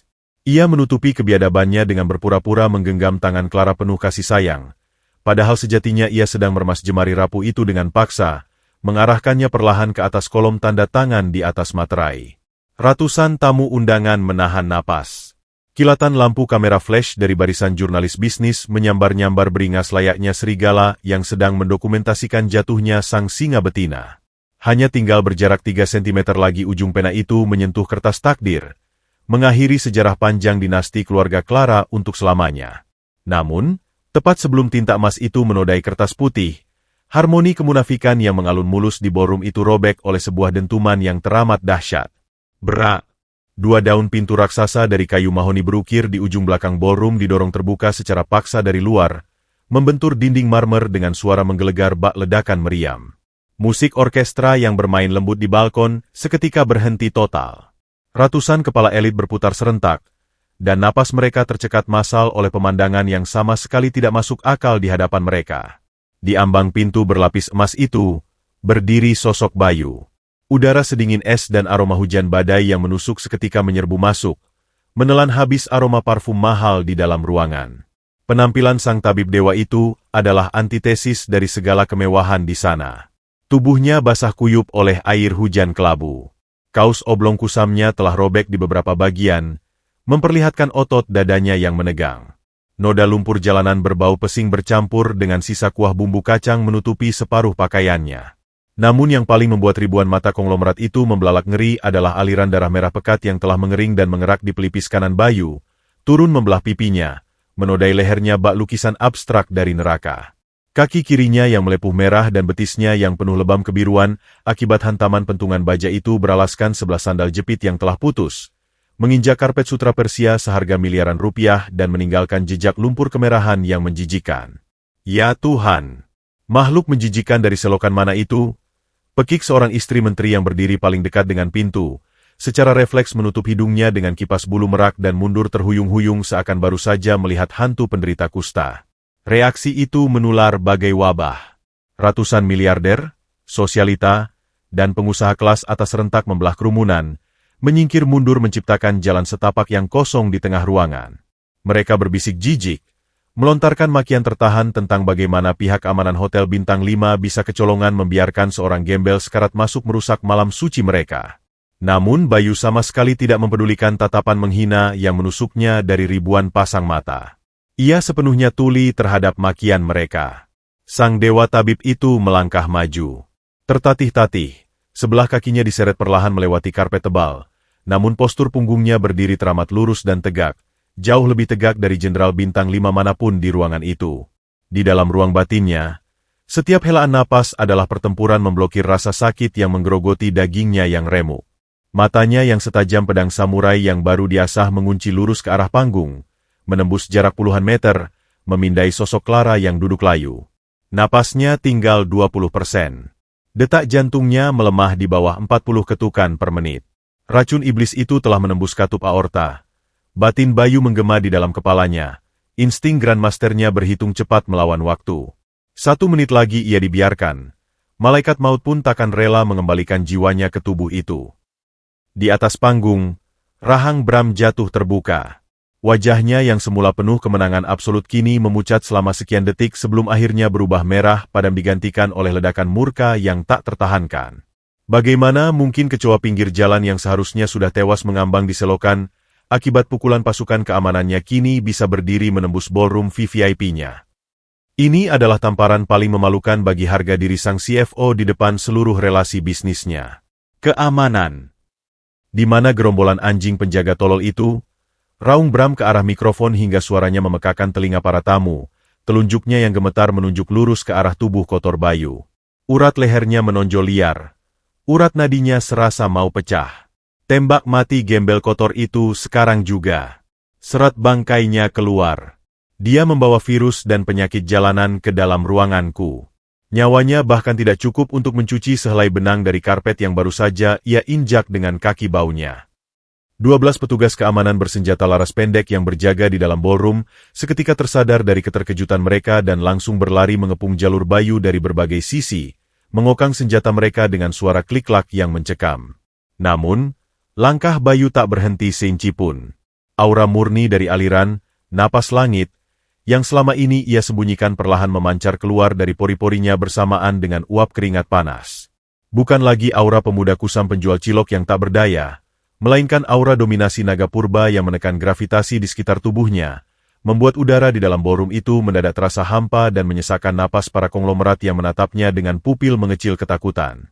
Kematian Clara sudah menghitung detik, dan malam ini, sang dewa yang terluka parah ini telah bersumpah takkan ada satupun iblis berdasi di ruangan ini yang bisa mencegah tangannya mengukir mukjizat. 12 moncong laras baja hitam legam kini mengunci dada dan kepala Bayu dari berbagai sudut, siap memuntahkan timah panas kapan saja. Suara kokang senjata bergema menakutkan, bertabrakan dengan gemuruh petir dari luar gedung yang seakan ikut merayakan malam jahanam ini. Namun, tak ada satupun dari penjaga bayaran itu yang berani menarik pelatuk. Jari-jari mereka mendadak kaku, membeku oleh sebuah tekanan gravitasi tak kasat mata yang memancar dari pemuda lusuh berlumuran darah di hadapan mereka. Bayu terus melangkah maju. Langkahnya tertatih, menyeret sebelah kakinya yang hancur melepuh. Namun aura yang menguar dari pori-porinya adalah aura seekor naga purba yang menolak tunduk pada kematian. Setiap tetes darah pekat yang jatuh dari robekan pelipisnya dan menodai karpet Persia seharga miliaran itu, seolah menjadi jejak sakral yang tak bisa dibantah oleh siapapun di dalam ruangan tersebut. Di atas panggung utama, mata Lang Bram yang tadinya terbakar murka tiba-tiba menyipit tajam. Pria licik itu selalu memiliki radar iblis untuk membaca kelemahan lawannya. Ia menyadari satu anomali. Pandangan pemuda gembel itu sama sekali tidak tertuju pada senjata para penjaga, tidak pada kemegahan ballroom, dan bahkan tidak pada dirinya. Sepasang iris tajam bagai sembilu milik Bayu terkunci mati pada satu titik. Tubuh layu Clara yang tergolek tak berdaya di atas kursi roda peraknya. Napas sang CEO yang kini hanya berupa dengkuran halus putus-putus, seolah menjadi magnet tunggal yang menarik sisa nyawa pemuda kusam tersebut. Sebuah kesimpulan kejam seketika meledak di dalam otak kotor Bram. Gembel ini tidak datang untuk membalas dendam atas pukulan sore tadi. Ia mempertaruhkan nyawanya murni karena ia benar-benar berniat menyelamatkan wanita cacat ini. Sebuah seringai miring yang teramat sadis perlahan mengoyak wajah tampan Bram. Insting sosiopatnya mendapatkan mainan baru yang jauh lebih menyenangkan daripada sekadar menembak mati penyusup jalanan. Dengan satu angkatan tangan yang arogan, ia memberi isyarat kepada barisan penjaganya untuk menahan tembakan. Bram melangkah turun dari atas panggung utama, berjalan mengitari meja bundar VIP dengan keanggunan seorang tiran. Ia berhenti di dekat sebuah menara gelas kristal, tangan kanannya yang terawat meraih sebotol sampanye Dom Perignon antik tahun 1959, sebotol minuman yang harganya bisa digunakan untuk membangun 10 panti asuhan mewah, lalu mencabut sumbat gabusnya dengan jemari berhias cincin platinum. Tahan pelatu kalian, anjing-anjingku. Jangan kotori peluruku untuk seonggok daging rongsokan yang bahkan tak berharga seperak pun, dengus Bram dengan suara bariton yang menggema sengau, sengaja agar didengar oleh seluruh petinggi negeri yang hadir. Ia melangkah santai menghampiri Bayu, mengabaikan bau amis darah dan pesing lumpur yang menguar dari tubuh pemuda itu. Bram berhenti tepat 1 jengkal di depan wajah Bayu, menatap pemuda yang napasnya memburu menahan sakit itu dengan sorot mata merendahkan yang absolut. Jadi ini maumu, pahlawan kesiangan dari selokan berdebu? Kau menyeret bangkai hidupmu kemari, meneteskan darah menjijikanmu di istanaku, demi mencoba menyentuh calon istriku. Bayu tidak menjawab. Rahangnya terkatup begitu rapat, hingga otot-otot maseternya menonjol keras. Mata tajamnya menatap lurus ke dalam iris Bram yang dipenuhi keserakahan, menahan dorongan dahsyat untuk meremukan leher pria berjas abu-abu itu menjadi serpihan debu detik itu juga. Waktu Clara hanya tersisa kurang dari 40 detik sebelum racun, saraf beku, secara permanen membatu di jantungnya. Bayu membutuhkan jarak 0 cm dengan wanita itu untuk menyalurkan energi, napas langit. Jarak yang kini dihalangi oleh tembok kecongkakan Bram. Melihat Bayu membisu, tawa merendahkan Bram meledak. Tawa itu seolah menjadi konduktor yang memicu tawa cemoohan susulan dari ratusan elit di belakangnya. Kau diam? Tentu saja. Karena kau tahu logikamu tidak nyambung dengan duniamu yang kotor. Bentak Bram seketika, urat lehernya menegang liar. Tanpa ampun sedikitpun, ia mengangkat botol sampahnya antik itu dan menuangkan seluruh isinya tepat di atas kepala Bayu. Biur. Cairan keemasan berkarbonasi yang sedingin es itu mengguyur rambut kusam Bayu, mengalir deras membasahi wajahnya, dan yang paling mengerikan, menyelinap masuk ke dalam luka terbuka yang menganga lebar di pelipis kanannya. Sensasi alkohol tingkat tinggi yang menghantam daging robek itu setara dengan disiram ribuan jarum panas secara bersamaan. Tubuh Bayu mengejang hebat tertahan. Kedua tangan kasarnya mengepal hingga kuku-kukunya nyaris menembus telapak tangan. Cairan. Sampahnya mahal itu kini bercampur dengan darah merah pekatnya, menetes-netes jatuh dari ujung dagunya, menciptakan genangan merah keemasan yang menodai lantai pualam. Ratusan konglomerat dan sosialita yang menonton dari pinggir ruangan tertawa semakin keras. Mereka bersulang dengan gelas masing-masing, menganggap penyiksaan brutal ini sebagai pertunjukan komedi teatrikal yang sangat menghibur, hiburan ekstra di perayaan ulang tahun perusahaan. Bagi mereka, penderitaan kelas bawah hanyalah tontonan tanpa harga. Itu adalah cairan termahal yang pernah menyentuh kulit kusamu seumur hidupmu, gembel. Bisik Bram tepat di telinga Bayu, suaranya berbisa laksana ular derik. Ia lalu melemparkan botol kosong itu ke lantai, hingga pecah berkeping-keping di dekat kaki Bayu yang melepuh. Bram mencondongkan wajahnya. Matanya berkilat memancarkan kemenangan iblis. Kau ingin waktu 5 menit dengan Clara? Kau ingin bermain dokter-dokteran dengannya sebelum ia menjadi mayat? Aku akan mengabulkannya. Tapi ada harganya. Turunkan lutut kotormu ke lantai suciku. Berlututlah di atas pecahan kaca dan genangan ludah kemiskinanmu. Cium ujung sepatuku di depan seluruh saksi malam ini, dan aku akan membiarkanmu mendekati kursi rodanya. Keheningan mutlak tiba-tiba menyergap ballroom tersebut. Hujan badai di luar sana seolah ikut menahan napas. Permintaan itu bukan sekadar penghinaan fisik, melainkan pembunuhan karakter dan harga diri secara total. Di dalam dadanya yang bergemuruh, ego Bayu sebagai pewaris tunggal dinasti Tabib Dewa, napas langit, memberontak hebat. Sepanjang sejarah ribuan tahun klannya, tak pernah ada satupun leluhurnya yang pernah menekuk lutut di hadapan manusia fana, apalagi di hadapan manusia serakah berhati iblis seperti Bram. Lututnya dirancang hanya untuk bersujud pada sang pencipta alam semesta. Namun, saat ekor mata Bayu menangkap bayangan jari telunjuk Clara yang perlahan membiru di atas pangkuannya, tanda bahwa kematian telah mengetuk pintu terakhir, Bayu menutup kelopak matanya yang perih oleh campuran darah dan alkohol. Harga diri seorang tabib sejati bukanlah terletak pada seberapa tinggi ia berdiri. Batin Bayu menggema sunyi di tengah bisingnya tawa para serigala berdasi, melainkan pada seberapa dalam ia bersedia merendahkan dirinya demi menyambung satu tarikan napas kehidupan yang terputus. Dengan gerakan yang sangat perlahan, pelan bagai gerak lambat yang menyayat hati nurani semesta, pemuda berlumuran darah itu mulai menekuk lutut kanannya. Tulang sendinya berderit. Otot-otot betisnya yang lebam biru gemetar menahan bobot penderitaan. Dan tepat ketika lutut kasarnya yang berdebu itu mencium dinginnya marmer Italia yang berlumur darah dan sampanye, rintihan kehancuran melengking menembus ruangan. Tidak, Aak. Jangan lakukan itu, Mas. Di sudut ruangan, ditahan oleh dua pengawal bertubuh raksasa, Sarah menjerit histeris hingga pita suaranya nyaris robek. Air mata menderas membanjiri wajah asisten muda itu. Hatinya hancur berkeping-keping, hancur lebur tanpa sisa melihat satu-satunya manusia paling tulus yang pernah ia temui di dunia ini kini harga dirinya diinjak, diludahi, dan dijadikan keset oleh sekumpulan iblis yang menyebut diri mereka manusia terhormat. Bayu sang pahlawan jalanan kini telah merangkul titik nadir terdalamnya. Namun tak ada satupun elit di ruangan itu yang menyadari bahwa lutut sang dewa yang menyentuh tanah malam ini adalah syarat mutlak sebelum badai pembalasan paling mengerikan meledak meratakan kesombongan mereka menjadi abu abadi. Tawa merendahkan yang bergema dari ratusan kerongkongan kaum elit di dalam ballroom itu seolah menjelma menjadi simfoni neraka. Di atas lantai pualam yang dingin, lutut Bayu masih bertumpu menahan bobot tubuhnya yang hancur, sementara campuran darah pekat dan sampanye mahal terus menetes dari pelipisnya, menciptakan genangan penderitaan yang tak kasat mata di mata mereka yang buta hati nurani. Bram berdiri menjulang di hadapannya, tersenyum dengan lengkungan bibir yang memancarkan kemenangan mutlak seorang sosiopat. Sang CFO arogan itu merasa telah menaklukkan segala hukum alam, menundukkan satu-satunya anomali yang berani mengganggu skenario kudeta sempurnanya malam ini. Namun, takdir selalu memiliki selera humor yang teramat gelap bagi mereka yang bermain-main menjadi dewa. Tepat pada detik ketika Bram hendak membuka mulut untuk kembali meludahkan makian berbisa, sebuah bunyi nyaring yang teramat mengerikan merobek kesunyian elegan ruangan tersebut.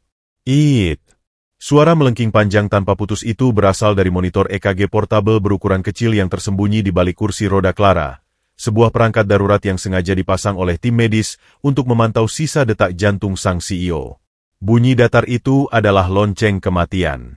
Waktu seolah berhenti berdetak.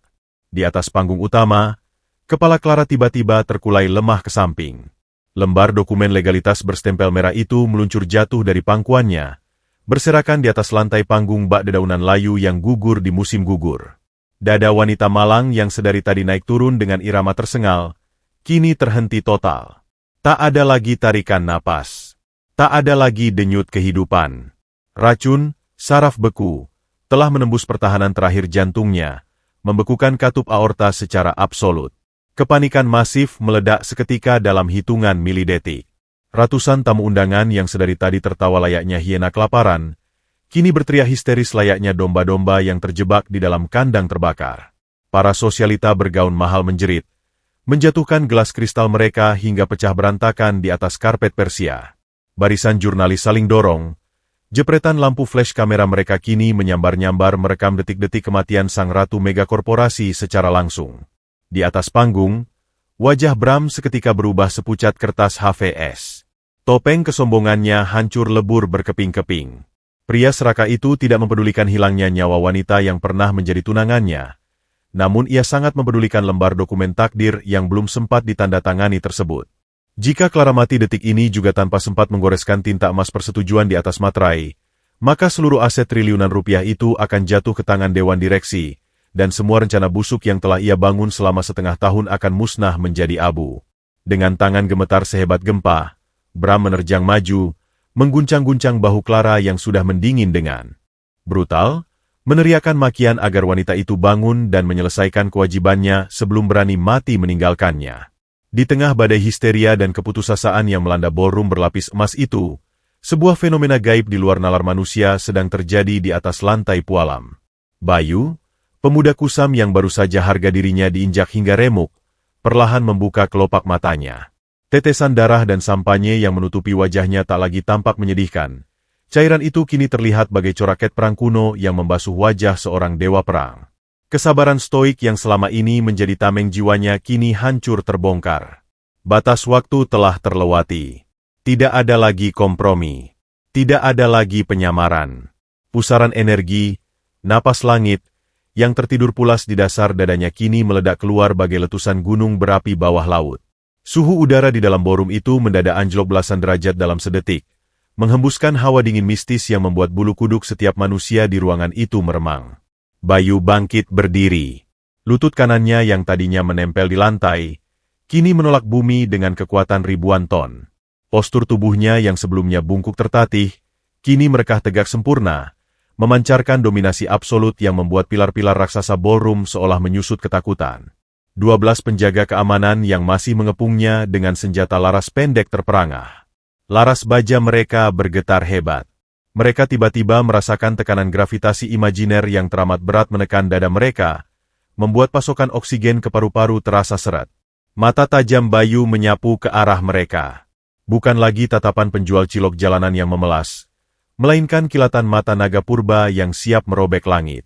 Dengan suara bariton yang teramat dalam, beresonansi menembus hiruk-pikuk jeritan massa, Bayu memerintahkan mereka untuk menyingkir dari jalannya detik itu juga, menyatakan bahwa siapapun yang berani menghalangi langkahnya untuk mengembalikan nyawa wanita di atas panggung itu akan ia kirim ke dasar neraka tanpa sempat mengedipkan mata. Nada suara sang Grandmaster Tabib mengandung frekuensi mematikan yang tak bisa dibantah oleh akal sehat. Mayoritas penjaga itu mundur selangkah tanpa sadar, menelan ludah kepahitan dengan keringat dingin mengucur deras. Namun, sang kepala regu keamanan, seorang mantan tentara bayaran berhati batu yang otaknya telah dicuci oleh uang Bram, menolak tunduk pada ilusi ketakutan tersebut. Ia mengertakkan gigi, merapatkan cengkeramannya pada gagang pistol, lalu mengarahkan moncong senjata api itu tepat ke dada Bayu yang mulai melangkah maju. Jari telunjuknya yang kasar menekan pelatuk. Logikanya hanya satu. Pemuda gembel ini adalah biang keladi kekacauan, dan satu peluru di jantung akan menyelesaikan segalanya. Waktu seakan melambat hingga mendekati titik henti mutlak. Bayu melihat pergerakan otot di jari sang kepala regu, namun kakinya yang melepuh takkan sempat mengelak.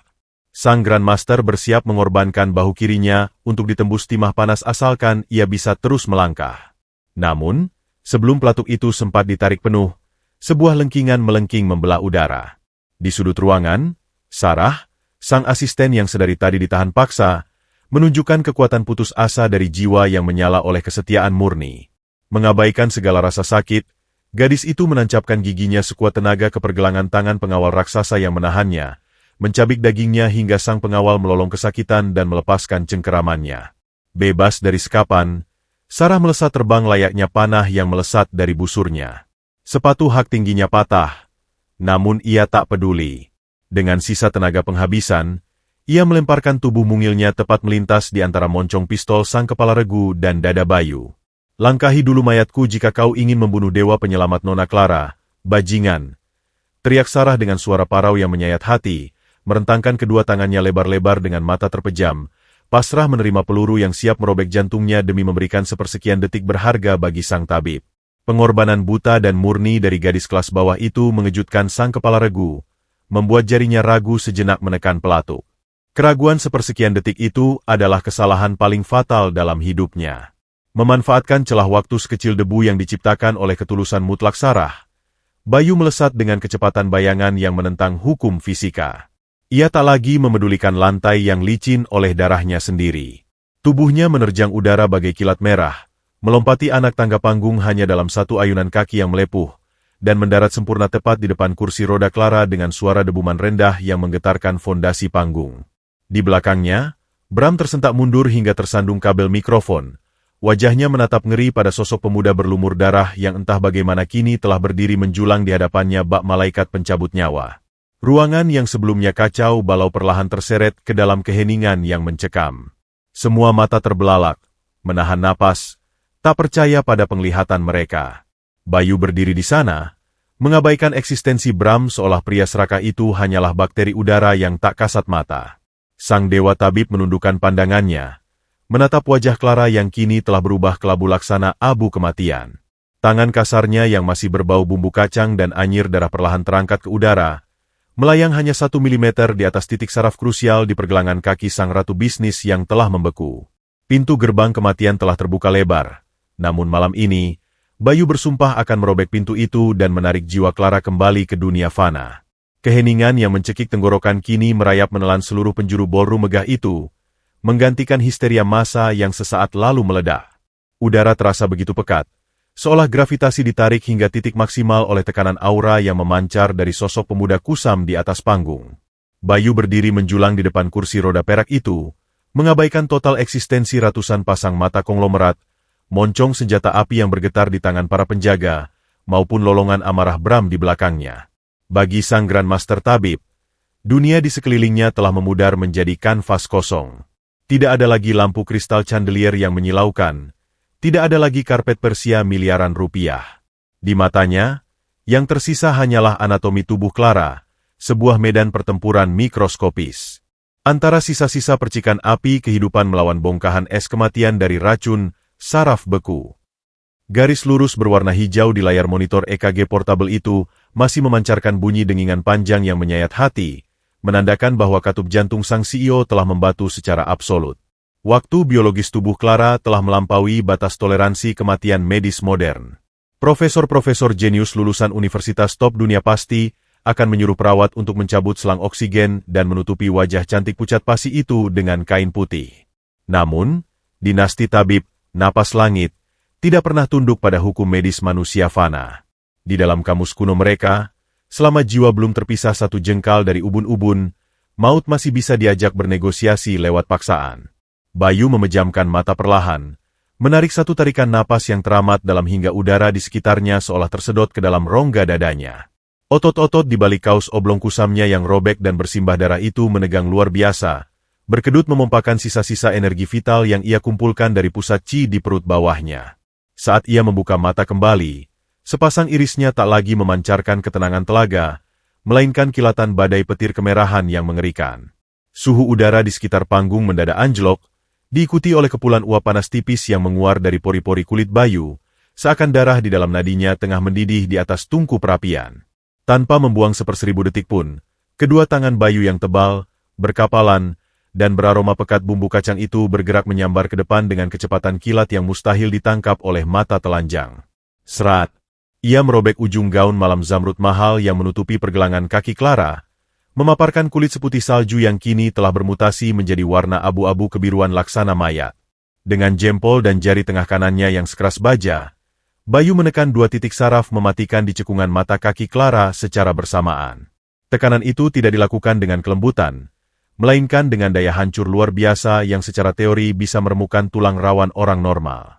Namun, di bawah aliran teknik, napas langit, tekanan brutal itu berubah menjadi jarum energi panas tak kasat mata yang melesat menembus pori-pori, menusuk langsung ke sumsum tulang sang CEO.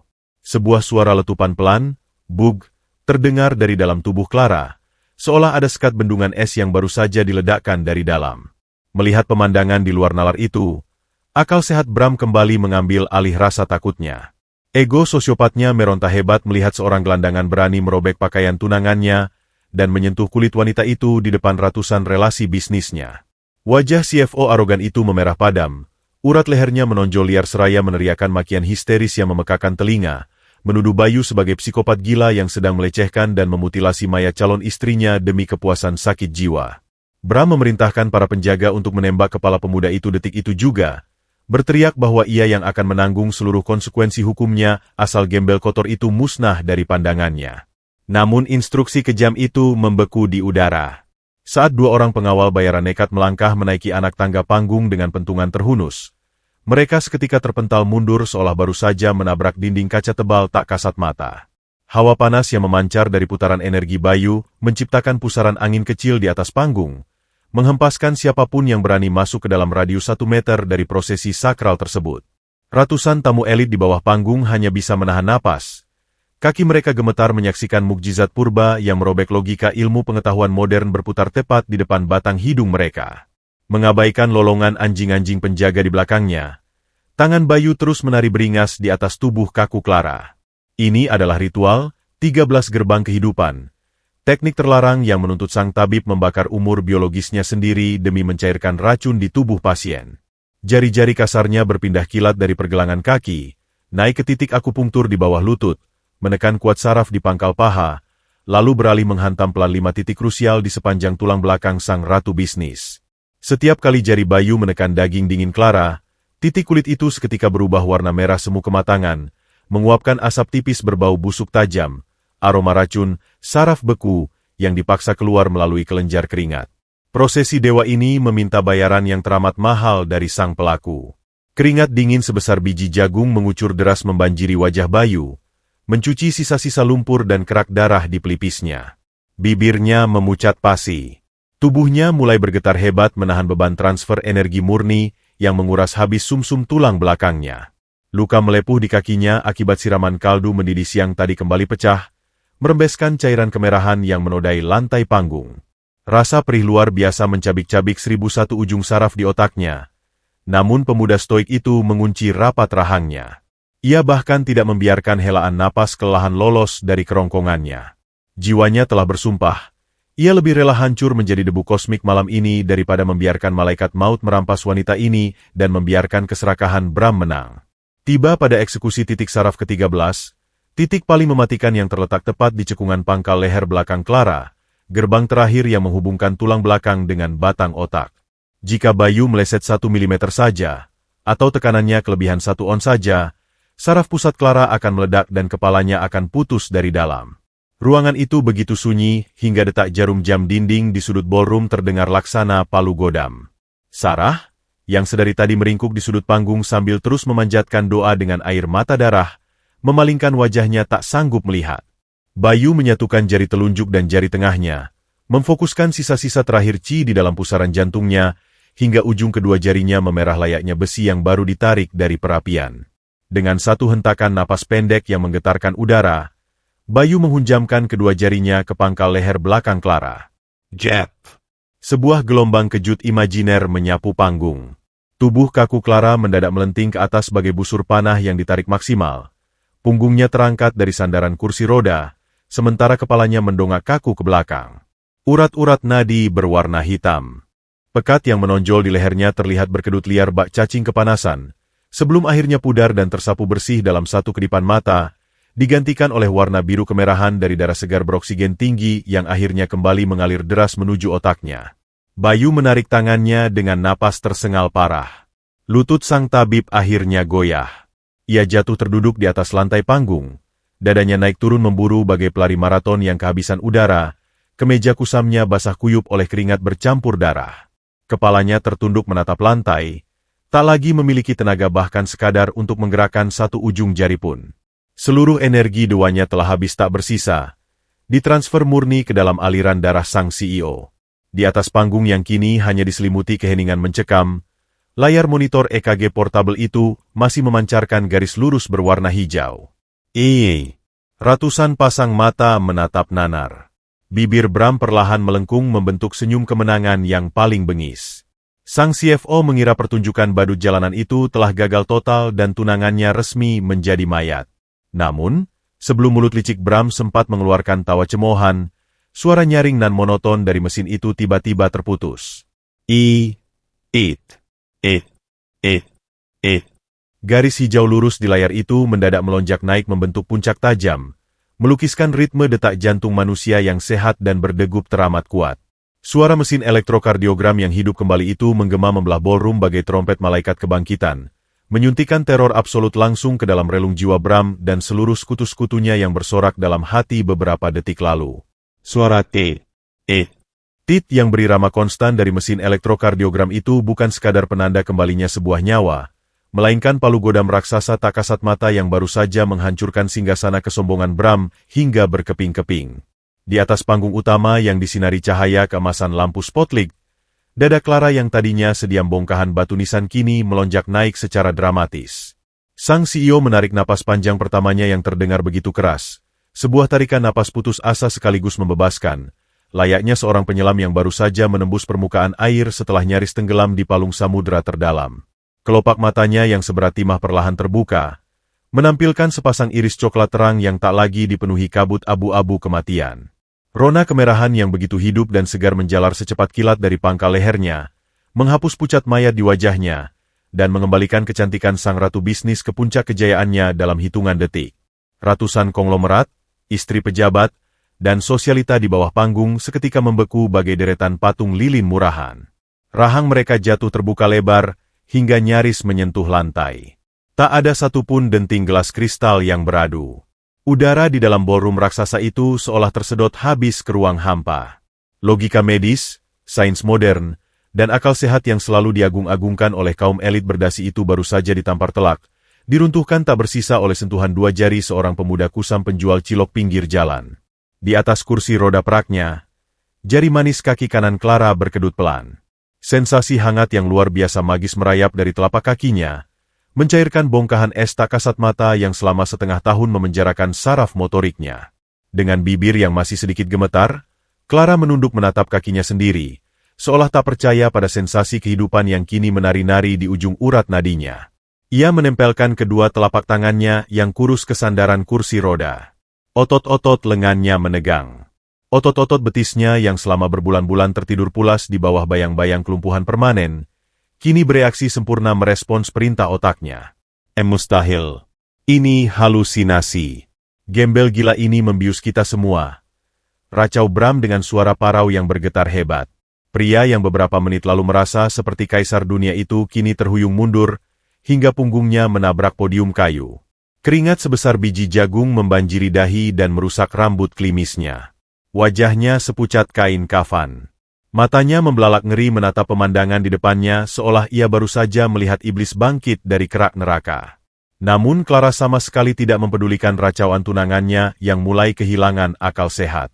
Dengan satu hentakan tekad yang luar biasa, Clara menggeser tubuhnya ke depan, menapakkan telapak kakinya yang telanjang ke atas karpet panggung, dan mendorong seluruh bobot tubuhnya ke atas.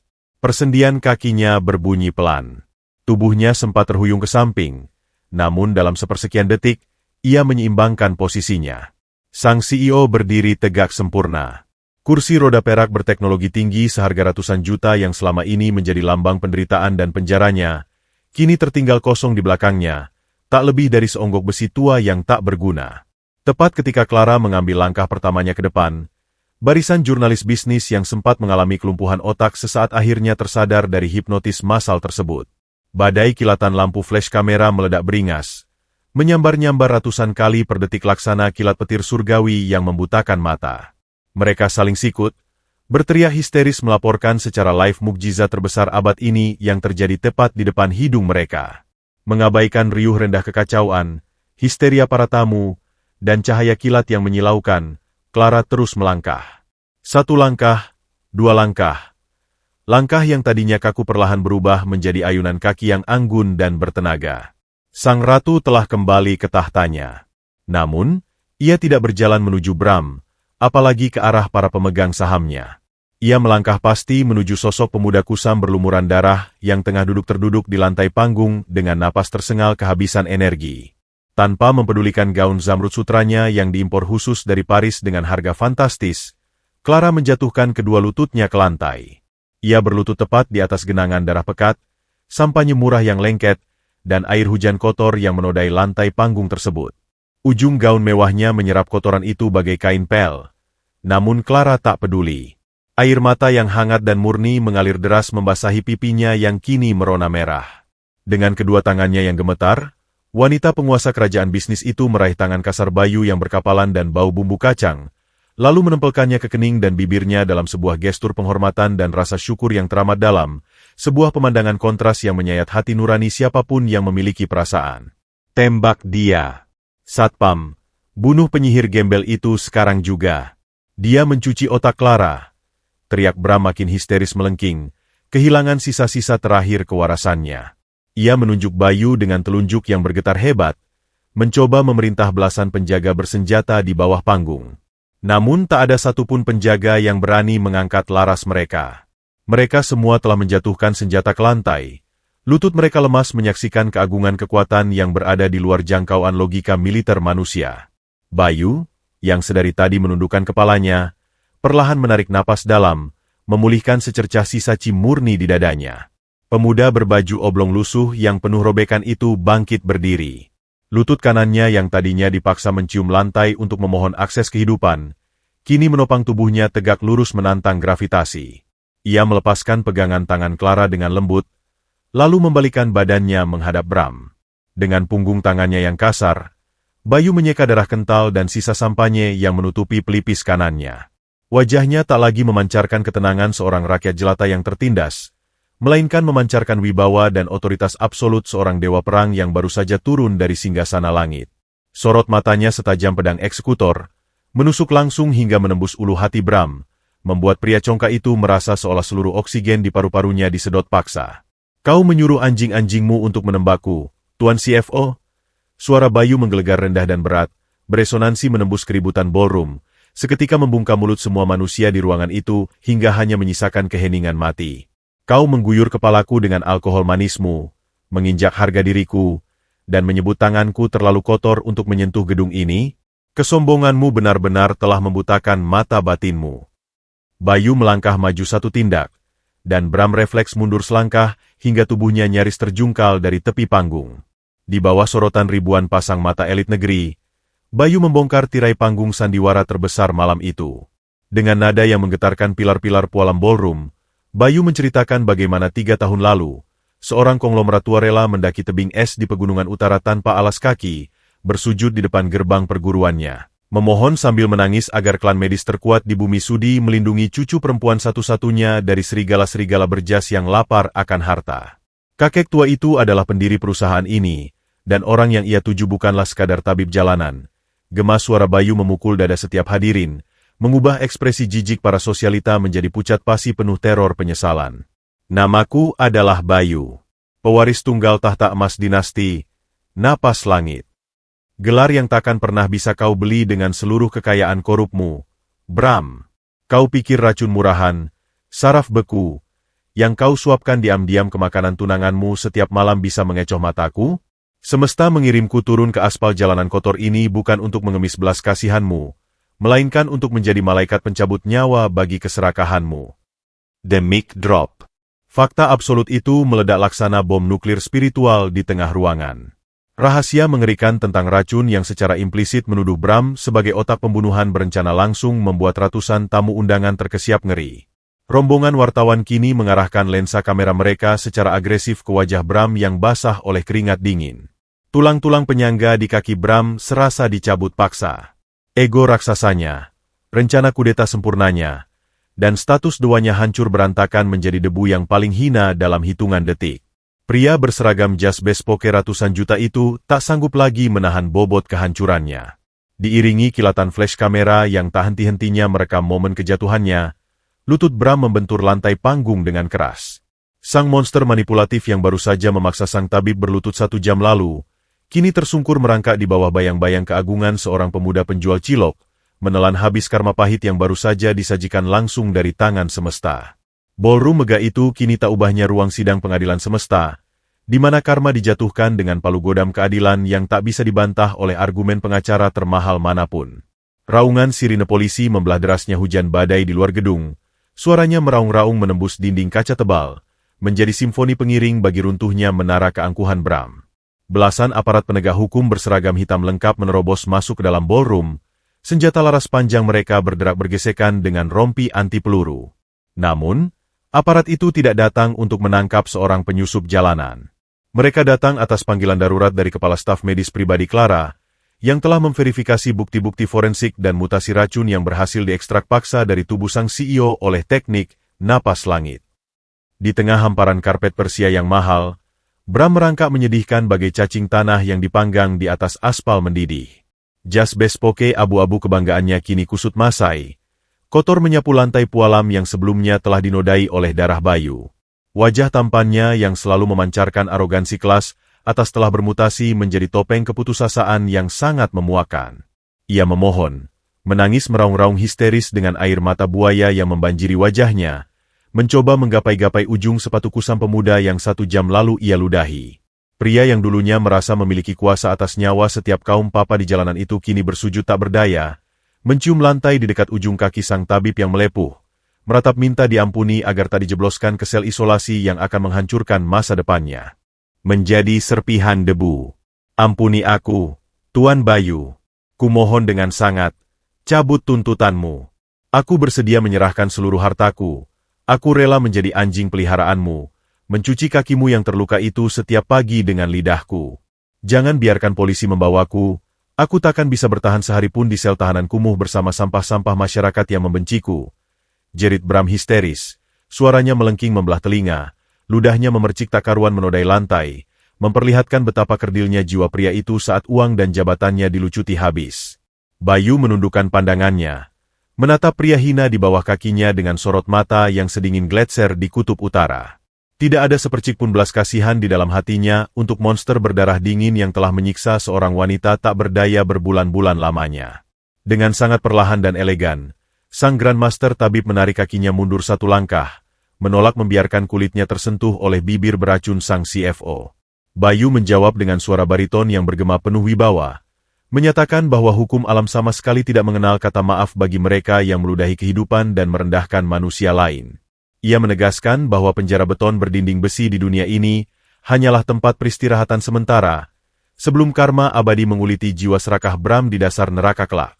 Bayu kemudian berpaling, membelakangi Bram secara mutlak, membiarkan para petugas kepolisian menyentak kasar kerah ke meja pria menangis itu, memborgol tangannya ke belakang hingga sendinya berderit menyakitkan, lalu menyeretnya keluar dari ballroom diiringi tatapan jijik luar biasa dari ratusan konglomerat yang dulu menjilatnya. Setelah sumber polusi udara itu diseret pergi, atmosfer di dalam ruangan perlahan menghangat bagai terbitnya fajar setelah malam jahanam. Clara, yang kini berdiri kokoh di atas kedua kakinya sendiri, melangkah maju mengambil alih mikrofon di atas podium kayu ek. Auranya sebagai ratu megakorporasi telah kembali 1000 kali lipat lebih bercahaya dan berkuasa. Dengan suara yang tegas, berwibawa, dan tak lagi bergetar oleh siksaan penyakit, Clara mengumumkan kepada seluruh dewan direksi dan relasi bisnisnya bahwa detik itu juga, seluruh dokumen peralihan kekuasaan dibatalkan secara permanen.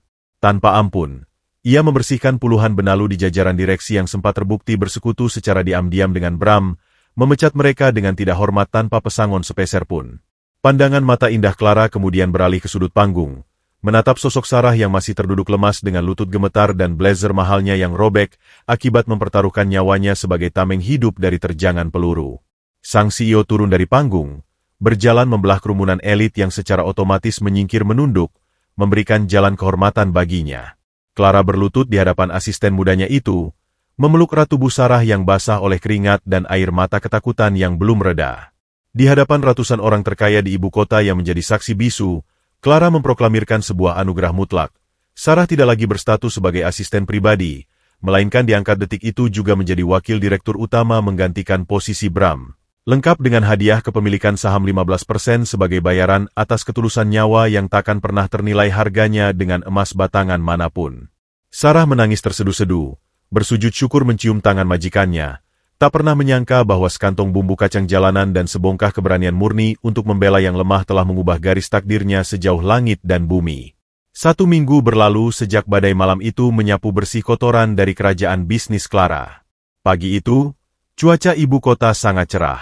Langit biru bersih seolah ikut tersenyum merayakan keseimbangan semesta yang telah berputar kembali ke porosnya. Di lobi utama gedung megakorporasi berlapis kaca emas itu, tak ada lagi penjaga berwajah sangar yang memegang pentungan baja untuk mengusir kaum papa. Pintu masuk dibiarkan terbuka lebar, menyambut karyawan dari berbagai lapisan dengan senyum ramah. Di lantai teratas, di dalam ruang eksekutifnya, Clara duduk di kursi kebesarannya, memandangi selembar sertifikat penyerahan 50% saham perusahaan senilai triliunan rupiah yang telah ia tanda tangani dan serahkan khusus untuk Bayu, sebagai tanda bakti seumur hidup atas nyawa keduanya. Namun, jauh di bawah sana, di pinggir jalan raya beraspal yang mulai memanas tempat roda kehidupan rakyat kecil berputar keras, terdengar suara derit roda besi yang sangat familiar. Kriet, kriet. Bayu, sang pewaris tahta emas dinasti, napas langit, pemuda yang kini berstatus sebagai miliarder pemilik setengah megakorporasi dan dihormati layaknya dewa oleh para petinggi negeri, tampak tersenyum tenang mendorong sebuah gerobak kayu baru yang mengkilap.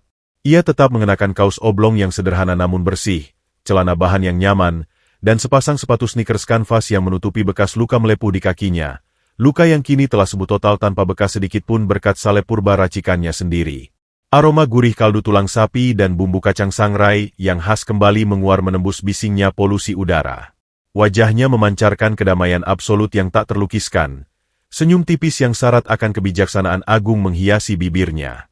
Sebuah mobil limosin hitam legam yang dikawal 2 motor Forager melambat dan menepi dengan halus di dekat trotoar tempat Bayu berjalan. Kaca jendela anti peluru itu turun secara otomatis, memperlihatkan wajah cantik Clara yang merona sehat sempurna, berdampingan dengan Sarah yang kini tampil mempesona dengan setelan jas direktur utamanya. Clara menatap Bayu, matanya memancarkan rasa hormat dan cinta yang tiada tara. Dengan nada yang sangat lembut, Ia menggoda sang pemuda, menanyakan mengapa seorang dewa tabib jenius dan salah satu orang terkaya di Asia masih rela berkeringat di bawah terik matahari mendorong gerobak kayu, padahal ia memegang kuasa untuk membeli seluruh gedung beton di jalanan ini hanya dengan satu kedipan mata. Bayu menghentikan langkahnya. Ia mengambil secarik handuk kecil yang bersih, menyeka peluh di dahinya, lalu membalas tatapan Clara dengan sepasang mata tajamnya yang setenang telaga di pagi hari.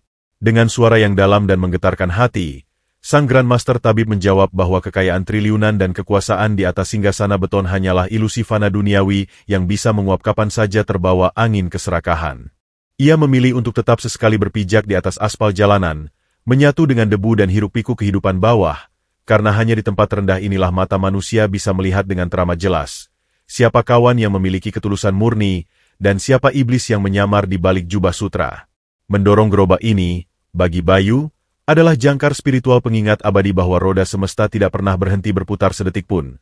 Mereka yang berada di atas akan hancur lebur jika sombong, dan mereka yang terinjak di bawah akan meroket membelah langit jika bersabar menjaga hatinya. Limosin itu pun berlalu dengan perlahan, membawa sang ratu bisnis yang kini memimpin perusahaannya dengan penuh welas asih dan kebijaksanaan berkat pelajaran yang ia dapatkan dari sang pemuda kusam. Sementara itu, Bayu kembali mengayuh gerobaknya menembus lautan manusia ibu kota. Sang dewa yang membumi telah menyelesaikan tugas keadilannya, mengembalikan harmoni di antara jeritan tangis dan keangkuhan manusia. Ia mungkin hanya terlihat seperti penjual cilok jalanan biasa bagi ratusan orang yang melewatinya, namun di dalam setiap aliran nadinya, tersimpan kekuatan badai dahsyat yang selalu tertidur pulas, siap terbangun kapanpun semesta menangis membutuhkan tangan dinginnya untuk kembali meratakan kesombongan dan menghukum para pendosa ke dasar kerak bumi.